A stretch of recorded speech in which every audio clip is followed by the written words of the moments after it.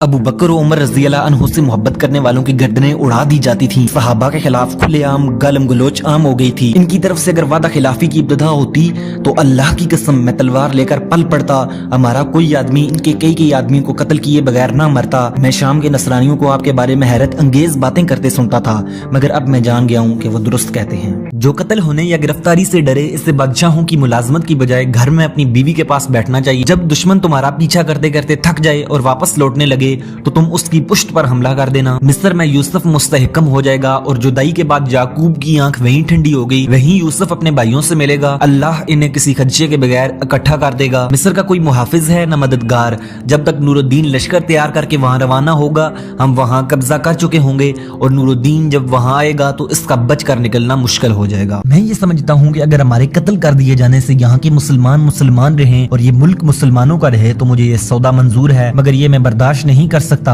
कि हमें कत्ल करके फरंगी यहाँ के मालिक बन जाएं। ये तब्दीली सिर्फ ओहदे, लकब, कुर्सी और जिम्मेदारियों में नहीं थी। सलाहुद्दीन यूसुफ की पूरी जिंदगी अक्सर एक नए सांचे में डल गई थी। वो सांचा जिसे हजूर नबी अकरम सल्लल्लाहु अलैहि वसल्लम ने अपनी दावत और अपने अमल से तैयार किया था और उम्मत के हर हकम के लिए इसे बतौर नमूना पेश किया। सलाहुद्दीन ने इसकी पैरवी को अपना सबसे पहला फर्ज करार दे दिया। इस तब्दीली ने सलाहुद्दीन को इस मुकाम तक पहुंचा दिया कि मुसलमान अपने इस रहनुमा को सुल्तान सलाहुद्दीन अय्यूबी रहीमहुल्लाह कहकर याद करते हैं। तूफानी बारिश और आंधी से तकरीबन पूरा यूनानी बेड़ा तबाह हो गया और इस साहिल पर जिसे वो फतह करने आया था यूनानियों की लाशें बिखरी हुई थी। फरंगी नाकाम वापस लौट गए, इन्हें कुछ भी हाथ न आया। जब वो अपने शहरों में पहुंचे तो इन्हें सुल्तान नूरुद्दीन जंगी के हाथों वीरान पाया। इनके लोग कत्ल हो चुके थे या गिरफ्तार कर लिए गए थे।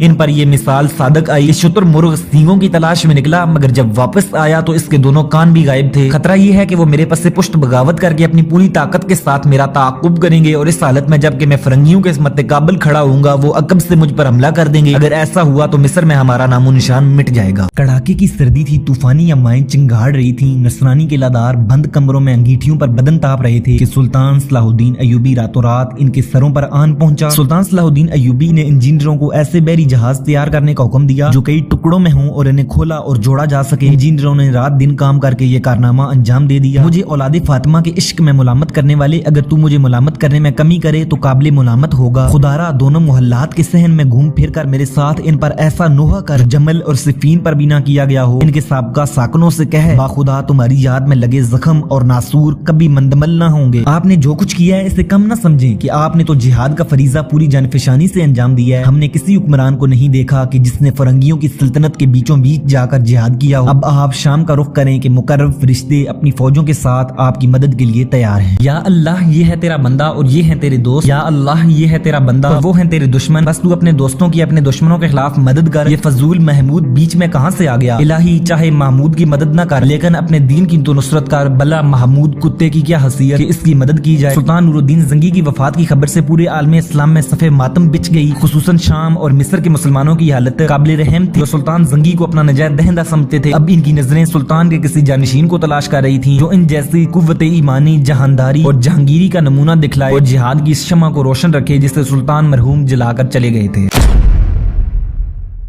अस्सलाम वालेकुम दोस्तों, मैं हूं मोहम्मद ज़फ़र और आप देख रहे हैं इंटरनेट स्टोरी। दोस्तों, तारीख में सलाहुद्दीन यूसुफ अय्यूबी का नाम सबसे पहले इस वक्त मशहूर हुआ जब नूरुद्दीन जंगी ने मिस्र की सियासत में दिलचस्पी लेना शुरू कर दी और वहां के वजीर शावर की दरख्वास्त पर अपने मोतमद अमीर शेरको के जरिए वहां मदाखलत का आगाज किया। नूरुद्दीन जंगी की मिस्र में मदाखलत की वजूहात समझने के लिए हमें इस दौर में मिस्र के हुक्मरान खानदान बनु उबैद के तारीखी पस मंजर का जायजा लेना होगा। उबैदी खानदान 200 साल से मिस्र पर हुकूमत कर रहा था। अकायद के लिहाज से ये लोग इस्माइली शिया थे। इस खानदान के जद अमजद उबैदुल्लाह ने 3री सदी हिजरी के अवाखिर में मराकश और शिमाली अफ्रीका के बहुत बड़े इलाके में अपने हमनवाओं का जाल फैला दिया था। उसकी दावत ने बेशुमार लोगों को मुतासर किया था। इसने मेहदी होने का दावा करके 297 हिजरी मुताबिक 911 ईस्वी में फातिमी खिलाफत के नाम से एक नई खिलाफत की बुनियाद डाली जो अकायद व नजरियात में अहले सुन्नत वाल जमात से मुतसादम होने के अलावा मुसलमानों के सियासी मरकज वहदत खिलाफत अब्बासिया की भी मुखालिफ थी। इस खिलाफत के वरसा को उबैदुल्लाह की निस्बत से बनु उबैद कहा जाता था। उबैदुल्लाह फातिमी सादात होने का झूठा लबादा ओढ़कर खुद को हजरत अली अल मुर्तज़ा रज़ी अल्लाह अन्हु के असल वारिस बावर कराता रहा। बनु उबैद के नस्ब के बारे में मौरखीन हमेशा हैरत का शिकार रहे हैं। इस दौर के उलमा की तहकीक के मुताबिक इस खानदान का जद अमजद उबैदुल्लाह शाम के इलाके सलमिया का यहूदी था। उसका असल नाम सईद था। मराकश पहुंचकर इसने अपना नाम उबैदुल्लाह रख लिया और खुद को الوی فاطمی قرار دے دیا، مگر اس کا بیان کردہ شجرہ نسب ماہرین انصاب کے نزدیک کسی طرح صحیح نہیں بیٹھتا۔ انصاب کے علماء میں سے کسی نے اس نسب نامی کا ذکر نہیں کیا۔ یہی عبید اللہ بعد میں مہدی ہونے کا دعویٰ کرنے لگا۔ افریقہ کا شہر مہدیہ اسی جہلی مادی کی طرف منسوب ہے۔ عبید اللہ کے مبلغ لوگوں کو مختلف طریقوں سے ورگلاتے اور گمراہ کرتے۔ بعض کو بتاتے کہ عبید اللہ مہدی اور ابن رسول اللہ ہے، کسی کو یہ سکھاتے کہ وہ خود رسول اللہ ہے، خواص کو یہ یقین دلاتے کہ مہدی خدا ہے۔ عبید اللہ کی بدبختی کا یہ عالم تھا کہ اپنی کفریات کی مخالفت کرنے والے علماء اور فقہاء کو دربار میں طلب کرتا اور قالین پر اپنے سامنے ذبح کراتا۔ اس کا جانشین القائم بے دینی میں سے کہیں بڑھ کے تھا۔ اس کے نمائندے کھلے عام توہین رسالت کا ارتکاب کرتے اور بازاروں میں آوازیں لگاتے پھرتے تھے، نعوذ باللہ، عائشہ اور اس کے شوہر پر لعنت کرو، غار پر اور جو غار میں تھے ان پر لعنت کرو۔ مصر کے مسلمان یہ ناپاک کلمات سن کر خون کے آنسو روتے مگر کچھ کر نہ پاتے۔ قائم کے بعد اس کا بیٹا منصور سربراہ بنا۔ ابو یزید مخلد نامی ایک بزرگ نے ان کفریات کے خلاف احتجاج کیا تو منصور نے حق گوئی کے جرم میں ان کی کھال اتروا دی اور سولی پر لٹکا دیا۔ عبید اللہ، مہدی، قائم اور منصور تینوں نے افریقہ میں حکومت کی، مگر 358 ہجری بامطابق 969 عیسوی میں عبید اللہ کے جانشین مصر پر بھی قابض ہو گئے۔ ان ممالک کی اکثر آبادی اہل سنت تھی اور مسلکن امام شافعی اور امام مالک رحمہ اللہ کی فقہ پر عمل پیرا تھی۔ تاہم عبیدی اقلیت ہوتے ہوئے بھی بزور شمشیر سنی اکثریت پر حکومت کرتے رہے تھے۔ مصر میں عبیدیوں کے 11 خلفاء ہوئے جن کے نام معاذ، عزیز، حاکم، ظاہر، مستنصر، مستعلی، حافظ، ظافر، فائز اور آزد وغیرہ تھے۔ معاذ کے مبلغین لوگوں کو یہ سکھاتے تھے کہ عبیدی سربراہ سورج کو مشرق سے طلوع اور مغرب میں غروب کرتا ہے۔ معاذ نے شام کے مشہور فقیہ ابن نابلسی کو قتل کرا کے ایک لکڑی کے پنجرے میں اپنے پاس طلب کیا تھا اور اپنے سامنے زندہ حالت میں ان کی کھال اتروا کر سولی پر چڑھایا تھا۔ معاذ کے پوتے حاکم کے دور میں بازاروں، سڑکوں، دیواروں، خطوط کی ابتدا میں اور جامع مسجد کے دروازوں پر صحابہ کرام رضی اللہ عنہ کے خلاف گالم گلوچ لکھنا عام ہو گیا۔ ایک بزرگ ابو القاسم الواسطی نے بیت المقدس میں اذان دیتے ہوئے عبیدیوں کی رسم کے مطابق حی علی خیر العمل کی جگہ حی علی الفلاح کہہ دیا۔ حاکم نے ان کی زبان کٹوا دی۔ سرکاری کارندے صحابہ کرام رضی اللہ عنہ کی تعریف کرنے والوں کو گرفتار کرتے اور سریعام گردن اڑا کر کہتے ابو بکر و عمر رضی اللہ عنہ سے محبت کرنے والے کا انجام یہی ہوتا ہے۔ بنو عبید کی یہ حکومت اس دور میں اتنی طاقتور تھی کہ خلفائے بنو عباس اور اندلس کے مسلم حکمران تک اس سے خائف تھے۔ ان کا دائرہ حکومت پھیلتے پھیلتے جزیرہ سفلیہ سسلی تک جا پہنچا۔ بحیرہ روم میں ان کا بحری بیڑا سب سے زیادہ طاقتور تصور کیا جاتا تھا۔ شام کا بہت بڑا علاقہ بھی ان کے زیر نگین تھا۔ مصر میں عبیدیوں کی سب سے بڑی یادگار ان کا بسایا ہوا عظیم الشان شہر قاہرہ ہے، جو آج کے چند بڑے شہروں میں سے ایک ہے۔ اس کی بنیاد معاذ کے نائب جوہر نے رکھی تھی۔ تاہم ان دنوں قاہرہ اتنا وسیع نہ تھا۔ یہ دریائے نیل کے کنارے مضبوط فصیلوں سے گھرا ہوا ایک قلعہ نما شہر تھا جہاں صرف شاہی گھرانہ، امراء اور سرکاری لوگ رہتے تھے۔ عام آبادی قاہرہ سے متصل قدیم شہر فسطاط میں رہتی تھی، جو فاتح مصر حضرت عمر بن عاص رضی اللہ عنہ نے آباد کیا تھا اور 3 صدیوں تک یہ مصر کا دارالحکومت رہا تھا۔ قاہرہ کو اس وقت المدینہ اور فسطاط کو مصر کہا جاتا تھا۔ قاہرہ میں بنو عبید کے 2 بڑے محل تھے جو قصر شرقی اور قصر غربی کہلاتے تھے۔ دونوں محلات کے درمیان ایک بڑا میدان تھا اور ایک زیر زمین سرنگ ان دونوں محلوں کو ملاتی تھی۔ قصر غربی در حقیقت عبیدیوں کا عشرت قدہ تھا جہاں وہ تفریح کی ہر نوع سے مزے لیتے تھے۔ اس سے متصل گلشن کافور نامی ایک باغ تھا جس میں قصر غربی کے دروازے کھلتے تھے۔ نزدیک ہی بنو عبید کا آبائی قبرستان تھا۔ اس شہر میں بڑے بڑے کتب خانے تھے جو کہ کتبہ کے علمی خزانوں کے ہم پلہ شمار کیے جاتے تھے۔ قصر شرقی عبیدی سربراہ کی قیامگاہ تھا۔ وہ اپنے اہل و عیال، غلاموں، نوکروں اور بانیوں سمیت اس طلسم خانے میں رہا تھا۔ یہیں اس کا دربار لگتا تھا۔ بنو عبید کی دولت و ثروت کا یہ عالم تھا کہ قصر شرقی میں عبیدی حکمران کی نشست خالص سونے کے تخت پر ہوا کرتی تھی جس کے آگے سونے کی جالی آویزاں تھی۔ شاہی ایوان مکمل طور پر سونے سے تمہ کیا گیا تھا۔ بنو عبید کا یہ قصر 4000 کمروں پر مشتمل تھا۔ اس عمارت میں ایک بالا خانہ تھا جہاں ہر شام عبیدی سربراہ عوام کو اپنا دیدار کراتا تھا۔ اس سے کچھ دور وہ کنواں تھا جس کی تہہ میں بنو عبید کے بے شمار مخالفین کے پنجر پڑے تھے۔ بنو عبید کے خزانے میں دنیا بھر کے بے مثل اور نادر و نایاب جواہر کا انبار تھا۔ دنیا کا سب سے بڑا زمرد جس کی پیمائش 1 بالش تھی اسی خزانے میں تھا، جہاں جبل نور نامی ایک بے نظیر یاقوت بھی تھا جس کا وزن 2400 کیرٹ تھا۔ بنو عبید نے ابتدائی میں جبر و تشدد کے ذریعے اپنے ہر مخالف کو اس طرح کچل دیا تھا کہ ان کے آخری دور تک مقامی طور پر ان کے خلاف کوئی مضبوط مخالف تحریک برپا نہ ہو سکی۔ انہوں نے شروع میں بے شمار سنی فقہاء اور علماء کو قتل کرایا. 2 صدیوں تک ان کا روب و دبدبا لوگوں پر چھایا رہا.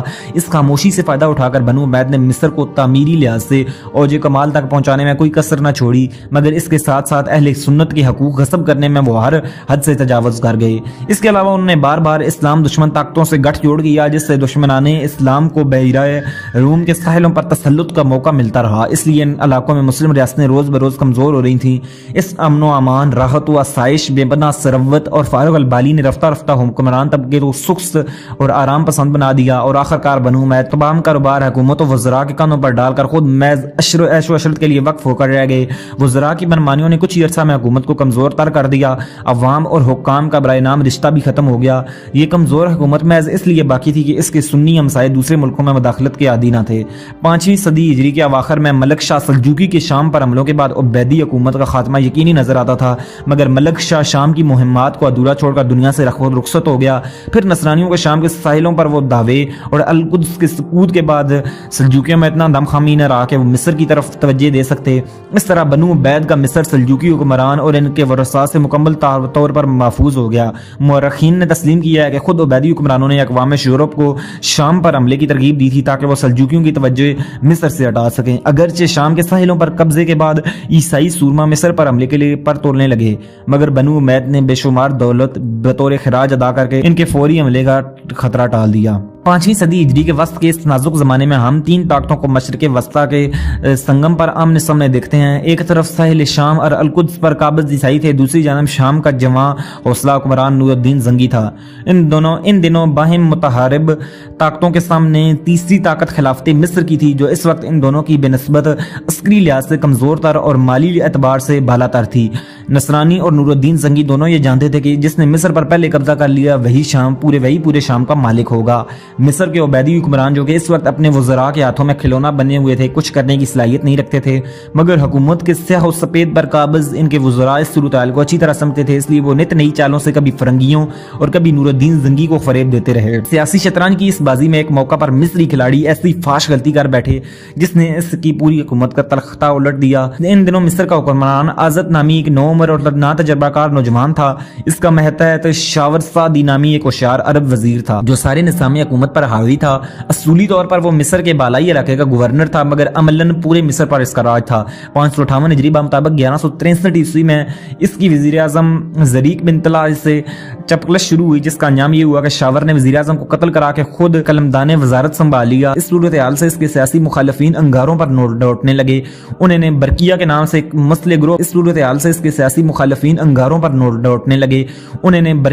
سے ایک مسلح گروہ بنایا جس کا لیڈر زرغام نامی ایک سالار تھا. زرغام نے چند ماہ بعد دارالوزارت پر بزور شمشیر قبضہ کر کے شاور کو بھگانے پر مجبور کر دیا. زرغام دولت بنو عبید سے اتنا متنفر تھا کہ عبیدی امراء اور عمائد کو چن چن کر قتل کراتا جا رہا تھا. بظاہر وہ مصر کا وزیر اعظم تھا، مگر در حقیقت اس ملک کا مطلق العنان حکمران بن چکا تھا. شاور اپنی جان بچا کر مصر سے بھاگا تو اسے نور الدین زنگی کے سوا کہیں پناہ دکھائی نہ دی. اس نے نور الدین زنگی سے درخواست کی کہ اسے مصر کی وزارت عظمیٰ واپس دلوائی جائے. وہ اس مہم کے سارے اخراجات برداشت کرے گا اور 8 سال مصر کی تاہی آمدنی دربار زنگی میں پیش کرتا رہے گا. نور الدین کو مصر میں سیاسی و عسکری مداخلت کا بیٹھے بٹھائے ایک مثبت اور قانونی موقع مل رہا تھا، جو نہ صرف آگے چل کر اہل سنت کے حقوق کے تحفظ کے لیے کارآمد ثابت ہو سکتا تھا بلکہ مصر میں اہل سنت کو غالب بھی کر سکتا تھا. چنانچہ نور الدین نے اس پیشکش پر سنجیدگی سے غور کیا. اس دور میں اطلاع ملی کہ مصر کے نئے آمر زرغام نے القدس کے نئے عیسائی بادشاہ کو بھاری خراج ادا کرنے کے وعدے پر ایک دفاعی معاہدہ کر لیا ہے. نور الدین کے لیے مصر اور عیسائی حکمرانوں کا اطاعت کسی طرح بھی برداشت نہ تھا، خصوصاً اس لیے کہ یہ اطاعت در حقیقت اسی کے خلاف تشکیل دیا گیا تھا. اس نے فوراً شاور کی پیشکش قبول کر لی. مصر پر حملہ کرنے کے لیے اس نے اپنے معتمد جرنیل اسد الدین شیرکو کو سب سے زیادہ موزوں سمجھا اور اسے ترکمانوں کا ایک لشکر دے کر مصر روانہ کر دیا. صلاح الدین ایوبی بھی اسی فوج میں شامل تھا. در حقیقت یہ لشکر مصر میں ایک نئی تاریخ رقم کرنے جا رہا تھا. جمادی الاول 559 ہجری مطابق اپریل 1164 عیسوی میں جب اسد الدین شیرکو مصر کی طرف روانہ ہوا تو اس کے خواب و خیال میں بھی نہ تھا کہ وہ کبھی مصر پر حکومت کرے گا. وہ تو بس سلطان نور الدین زنگی کے حکم کے مطابق شاور کو اس کا عہدہ واپس لانے جا رہا تھا. اس فوج کو سرائے سینہ عبور کر کے مصر پہنچنا تھا. مصر میں زرغام کو شامی فوج کی پیش قدمی کی اطلاع ملی تو وہ بلبلا اٹھا. اس کی اپنی طاقت زیادہ نہیں تھی اور اس کا واحد سہارا عیسائی تھی. وہ ان سے मदद लेना चाहता था, लेकिन इस दौरान नूर उद्दीन जंगी ने दमिश्क के गिरदोनवा में नसरानियों के मकबूजा शहरों की तरफ पेशकदमी शुरू कर दी ताकि ईसाई इसकी तरफ मतवज्जे रहें और शेरको को की मुहिम में रख्ता न डाल सकें। शेरको का लश्कर जब सबसे पहले सरहदी शहर बल्बीस पहुंचा, जहां जरगाम के भाई नसरुद्दीन ने मुकाबला किया मगर शिकस्त खाकर काहिरा की तरफ भाग निकला। जमादी उस्तानिया की आखिरी तारीखों में असदुद्दीन शेरको काहिरा की फसीलों के सामने पहुंचा। जरगाम मजबूर होकर मुकाबले के लिए निकला और एक मामूली का मुकाबले के बाद कत्ल हो गया। शावर की दिली मुराद भर आई। शेरको ने अपने सुल्तान का वादा पर पूरा करते हुए इसे यकम रजब 24 मई 1164 ईस्वी को दोबारा मिस्र का वज़ीर आज़म बना दिया। इसने पहले की तरह कारोबारी हुकूमत संभाल लिया। शेरको चंद दिन काहिरा से बाहर पड़ाव डाले रहा ताकि शावर हुकूमत शाम को ताही आमदनी का खराज देने का वादा पूरा करे या इस बारे में कोई यकीन दहानी कराए, मगर शावर बला का फरेबी था। वो वक्त गुजारता रहा था कि शेरको को मायूस होकर लौट जाए। शेरको इस बदारी पर बड़ा झंझलाया। इसने शावर को वादा पूरा करने की तलकीन की और वापस जाने से इनकार कर दिया। शावर ने सूरत हाल देखी तो ईसाई हुक्मरानों से मदद मांगी। इन दिनों बैतुल मक़दस की रियासत का बादशाह एलमरिक था, जो शाम के तमाम ईसाई हुक्मरानों में सबसे ज्यादा ताकतवर और बाज़मत शुमार होता था। शावर ने इसे लिखा कि अगर इसने मिस्र की फौरी मदद ना की और नूरुद्दीन जंगी की फौजों को सबक न सिखाया तो नूरुद्दीन मिस्र पर काबज हो जाएगा, जिसके नताइज खुद नसरानियों के लिए तबाहकुन होंगे। शावर ने नसरानियों को यह पैगाम देकर मौसन कुशी की एक बदतरीन मिसाल कायम कर दी थी। इसका पैगाम पाकर बैतुल मक़दस के ईसाई हुक्मरान चौंक उठे। मिस्र पर शामी मुसलमानों के कब्जे का साफ मतलब ये था कि वो दोनों तरफ से जंगजू तुर्कमानों के दरमियान घिर जाएंगे। चनाचे एलमरिक एक बड़ा लश्कर लेकर मिस्र की तरफ रवाना हो गया। नूरुद्दीन ने इन्हें रोकने की कोशिश की, मगर वो मिस्र के मुआज को अहम तरीन समझते हुए हर रुकावट को पार करते गए। इन दिनों यूरोप में नसरानियों के बहुत से गिरोह अल-कुद्स की ज़ियारत के लिए शाम के साहिलों पर उतर रहे थे। एलमरिक ने इन्हें सूरत हाल से आगाह किया। चनाचे इनके बहुत से लोग अल-कुद्स की हिफाजत के लिए कमर बस्ता हो गए और बाकी मिस्र जाने वाले लश्कर के साथ शामिल हो गए। शेरको को नसरानियों की आमद की इत्तला मिली तो वो काहिरा के नवा से कूच करके बल्बीस आ गया, क्योंकि इसे अपने दिफा के लिए किले की जरूरत थी। अगरचे बल्बीस का किला मिट्टी का था और ज्यादा मजबूत ना था, दीवारें बुलंद ना थी और फसील के इर्द गिर्द कोई खंदक भी नहीं थी, मगर इसके सिवा और कोई करीब तरीन पनाहगाह मुयस्सर ना थी। शेरको के बल्बीस में मोर्चा जन होते ही फरंगी लश्कर मिस्री फौजों के साथ वहां पहुंच गया और सख्ती से मुहासरा कर लिया। अब सूरत हाल नहायत खतरनाक हो गई थी। एक कमजोर से किले में शामी फौज के बेहतरीन अफराद घिर गए थे। इनका खात्मा नूरुद्दीन जंगी के लिए बहुत बड़ा धचका साबित होता। तहम शेरको, इसका भतीजा सलाहुद्दीन यूसुफ और शामी सिपाही बड़ी पामर्दी से इत्तेहादी दुश्मनों का मुकाबला करते रहे। वो हर सुबह शाम किले से बाहर निकलकर दुश्मन पर हमला आवर होते और बड़ी मुख्तसर सी झड़प के बाद तेजी से वापस आ जाते।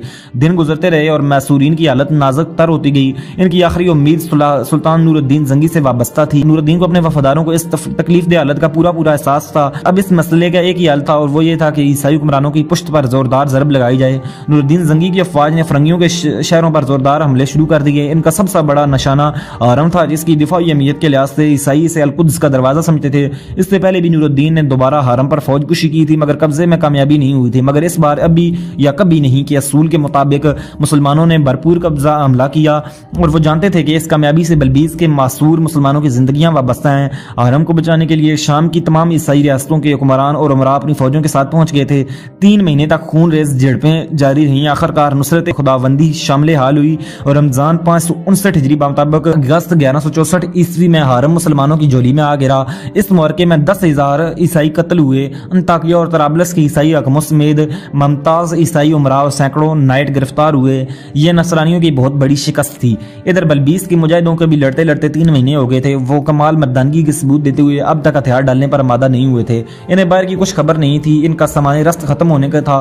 खुराक की शदीद कमी से हर सिपाही मुतासर हो रहा था। एक दिन अचानक उन्होंने देखा कि ईसाई फौजों की सफ़ों में खामोशी तारी है, गोया इनका हमला करने का कोई इरादा नहीं। इनके साथ साथ मिस्री फौजें भी चुप सादे खड़ी हैं। मुसलमानों को मालूम ना था कि सुल्तान नूरुद्दीन ने किला हरम फतह करने के बाद अब बानियास का मुहासरा कर लिया है और दुश्मन इसी सदमे से साको जामद है।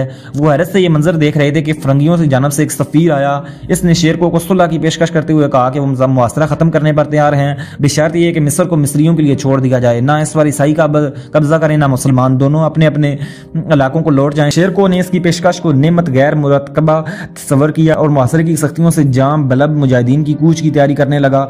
कुछ देर बाद शामी मुजाहिदीन बल्बीस के कच्चे किले से कितार बांधे निकल रहे थे। बाहर मैदान के दोनों तरफ ईसाई और मिस्री सिपाहियों का हजूम था। शेरको अपने सिपाहियों को रवाना कर रहा था। इसके हाथ में एक कुल्हाड़ी थी। वह अपने सब सिपाहियों सिपाहियों से पीछे था ताकि सबको देखभाल सके। इसके चेहरे पर वकार और शुजाआना तेवर देखकर एक यूरोपीय ईसाई अफसर आगे बढ़ा और कहने लगा, आपको खौफ महसूस नहीं होता कि कहीं ये ईसाई और मिस्री आपसे वादा खिलाफी ना कर बैठे, आप सबको घेर कर इस तरह मार के आपका नामो निशान ना रहे। शेरको ने हसरत भरे लहजे में कहा, काश के वो ऐसा करें, इनकी तरफ से वादा खिलाफी की इब्तिदा होती तो मैं इनका वो अशर करता जो दुनिया देखती। अल्लाह की कसम मैं तलवार लेकर पल पड़ता, हमारा कोई आदमी इनके कई आदमियों को कत्ल किए बगैर न मरता। फिर सुल्तान आदिल नूरुद्दीन जंगी इनकी खबर लेते, इनके मुल्क पर कब्जा कर लेते और उनके बाकी मांदा लोगों को मार डालते। अल्लाह की कसम मेरे ये सिपाही मुझे मना करते रहे, वरना मैं तो पहले ही दिन तुम सब से निमट लेता। यूरोपीय अफसर घबरा कर अपने सीने पर सलीब का निशान बनाने लगा और फिर बोला, मैं शाम के नसरानियों के आपके बारे में हैरतअंगेज बातें करता सुनता था, इन्हें आपसे डरता देखकर मैं सोचता था कि आपकी इतनी हैबत में कोई मुबालगा होगा, मगर अब मैं जान गया हूं कि वो दुरुस्त कहते हैं।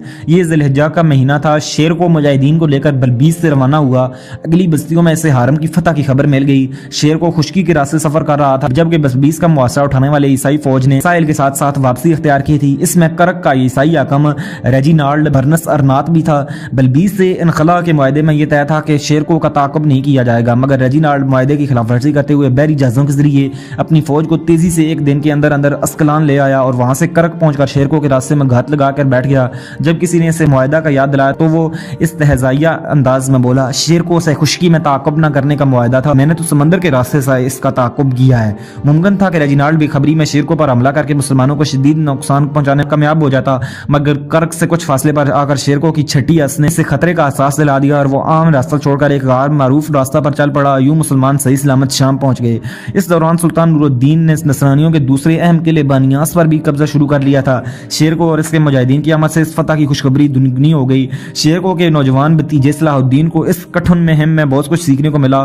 किसी मुल्क की सियासी, अस्करी और खिलाकी खूबियों या खामियों को परखने और समझने का अमली मौका इस जासूसी के बगैर यकीनन नहीं मिल सकता था। दोस्तों, मिस्र से लौटने के बाद शेरको, जो कि शावर को इसके करतूतों का मजा चखाने के लिए बेचैन था, सुल्तान नूरुद्दीन जंगी से बार बार दरखास्त करता रहा कि मिस्र पर फौज कुशी की जाए।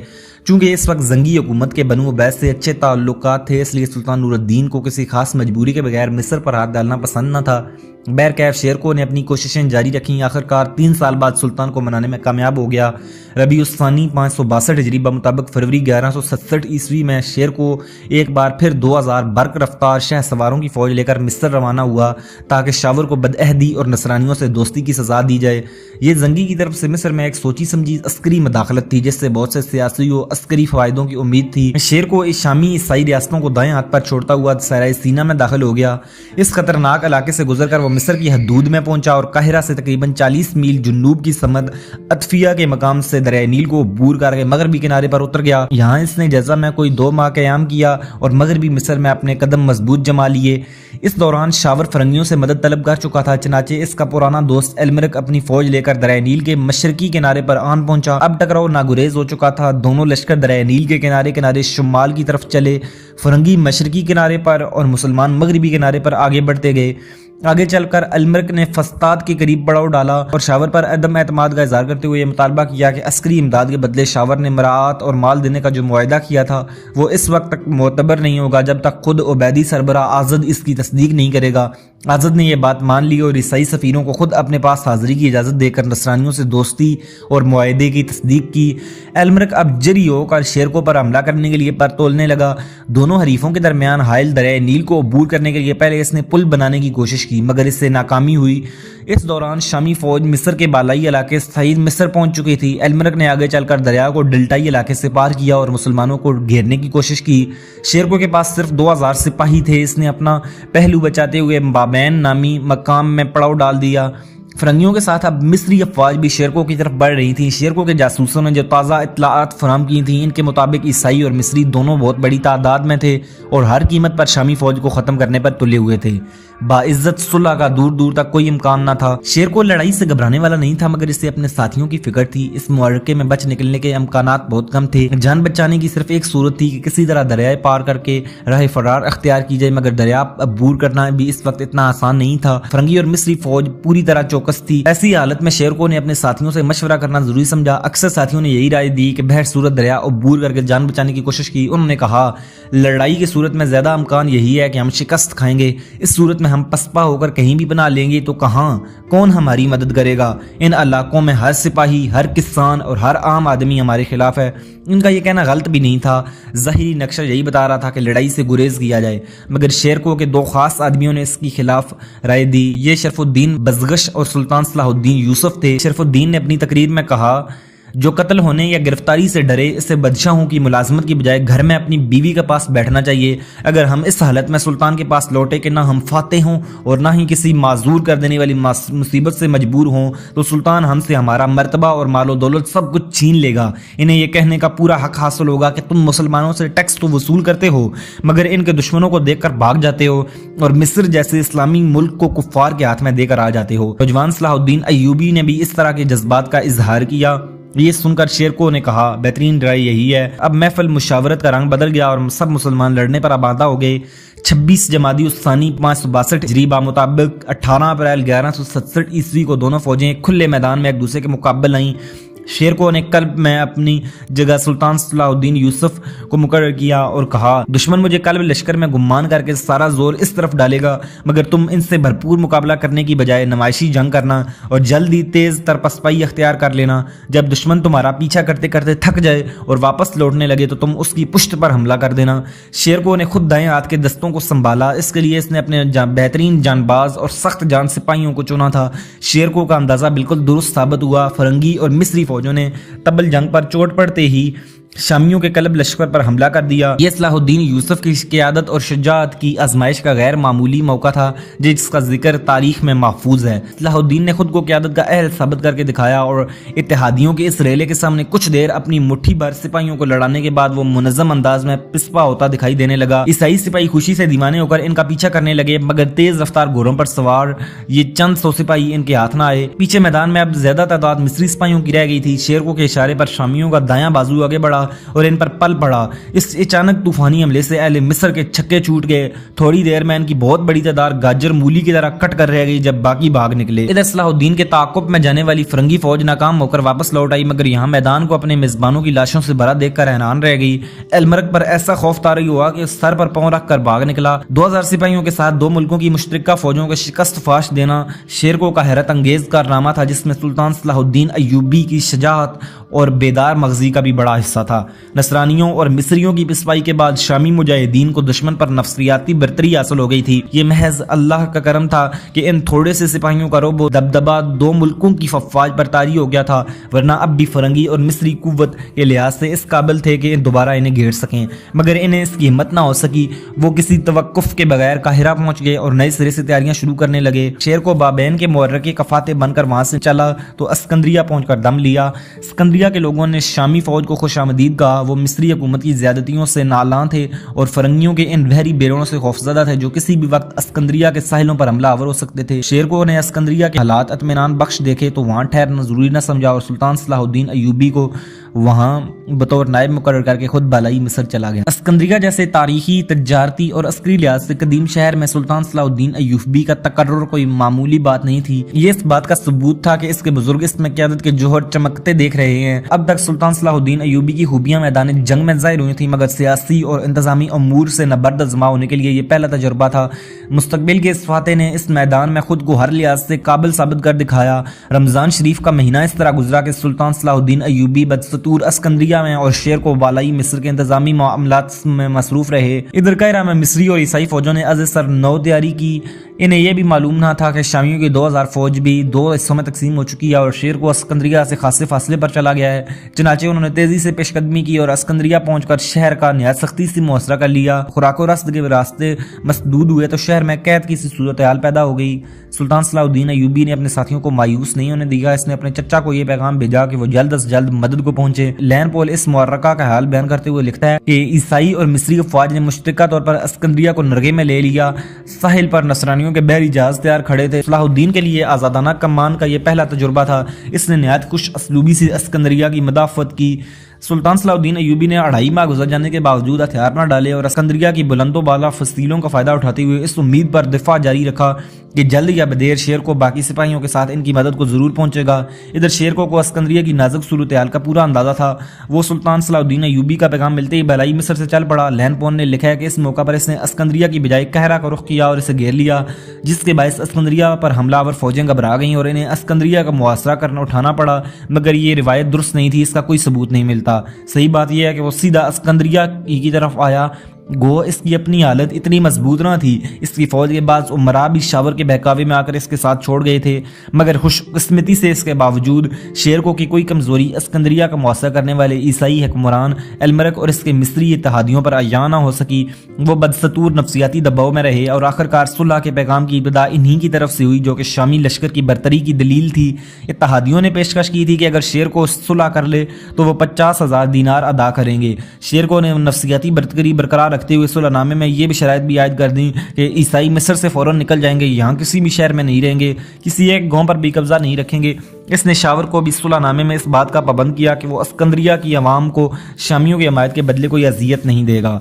इत्तेहादियों ने ये तमाम शराइत कबूल कर ली। एलमरक ने इन्हें कबूल करने में सबसे ज्यादा तेजी दिखाई क्योंकि वो जल्द से जल्द वापस जाकर अपने मुल्क की खबर लेना चाहता था, जहाँ सुल्तान नूरुद्दीन ने मजीद कई किलों पर कब्जा कर लिया था। माह शवाल 562 हिजरी मुताबिक जुलाई 1167 ईस्वी के वक्त में सुलहनामे पर अमल हुआ और सलाहुद्दीन ने अस्कंद्रिया खाली कर दिया।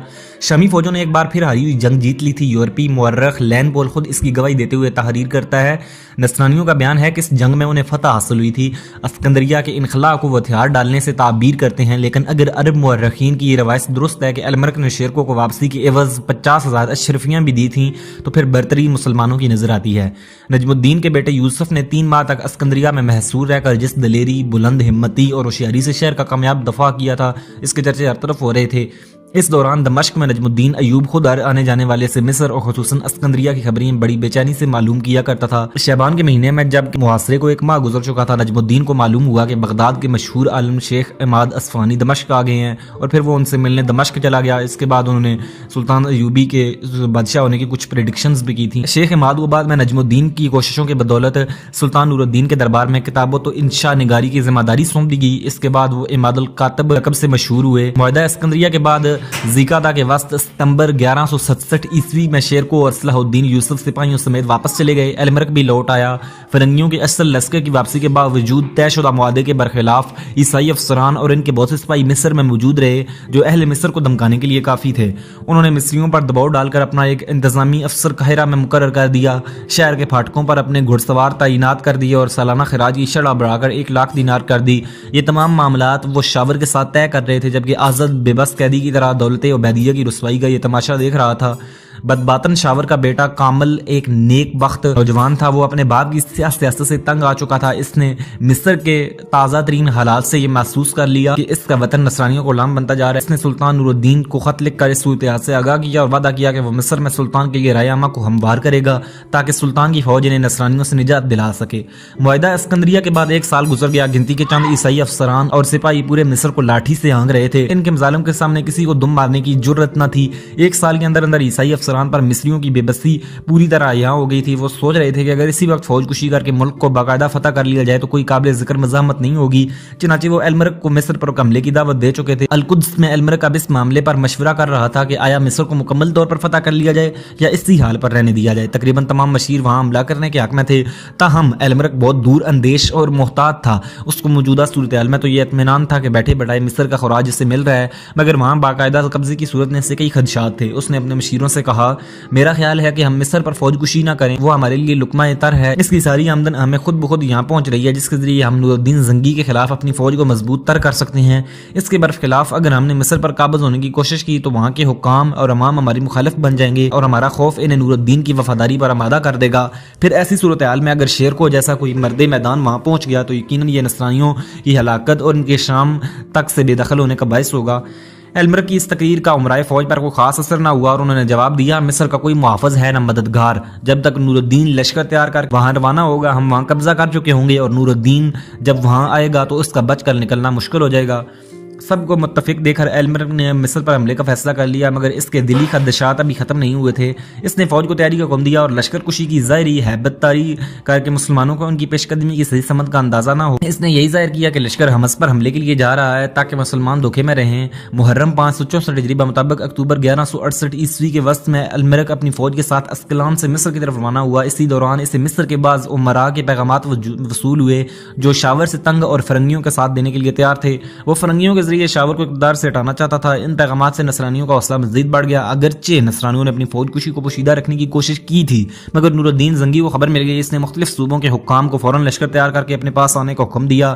ادھر المرک یکم صفر 564 ہجری بمطابق 3 نومبر 1168 عیسوی کو مصر کے سرحدی قصبے بلبیس پہنچ گیا۔ اب اس کے چہرے سے شرافت و مروت کا وہ نقاب بھی اتر چکا تھا جو اہل مصر کے سامنے پہن کر وہ خود کو نجات دہندہ باور کراتا تھا۔ اب وہ استعمارانہ عزائم کا حمل ایک جلاد نظر آ رہا تھا۔ اس نے ایک درندے کی طرح بلبیس پر حملہ کیا اور وہاں قتل عام کر کے پوری آبادی کو موت کے گھاٹ اتار دیا۔ 5 دن تک وہاں ظلم و ستم کا بازار گرم رہا، مگر اس غارت گیری کا نتیجہ فرنگیوں کے حق میں بدتر ثابت ہوا۔ مصر کے کئی امراء جو المرک کو اپنی حمایت کا یقین دلا چکے تھے، بلبیس کے باشندوں کا انجام دیکھ کر خوفزدہ ہو گئے۔ پہلے وہ شہروں کے دروازے کھول کر نصرانیوں کا استقبال کرنے کے لیے تیار تھے، مگر اب انہیں اپنے انجام کے بارے میں کوئی خوش فہمی نہیں رہ گئی تھی کہ چنانچہ انہوں نے اپنی دفاع کا فیصلہ کر لیا۔ چند دن بعد عیسائی لشکر قاہرہ کی طرف روانہ ہوا۔ قاہرہ کے قریب تاریخی شہر فسطاط واقع تھا جو عمر بن عاص رضی اللہ عنہ نے بسایا تھا۔ عام بول چال میں شہر مصر سے یہی مراد لیا جاتا تھا۔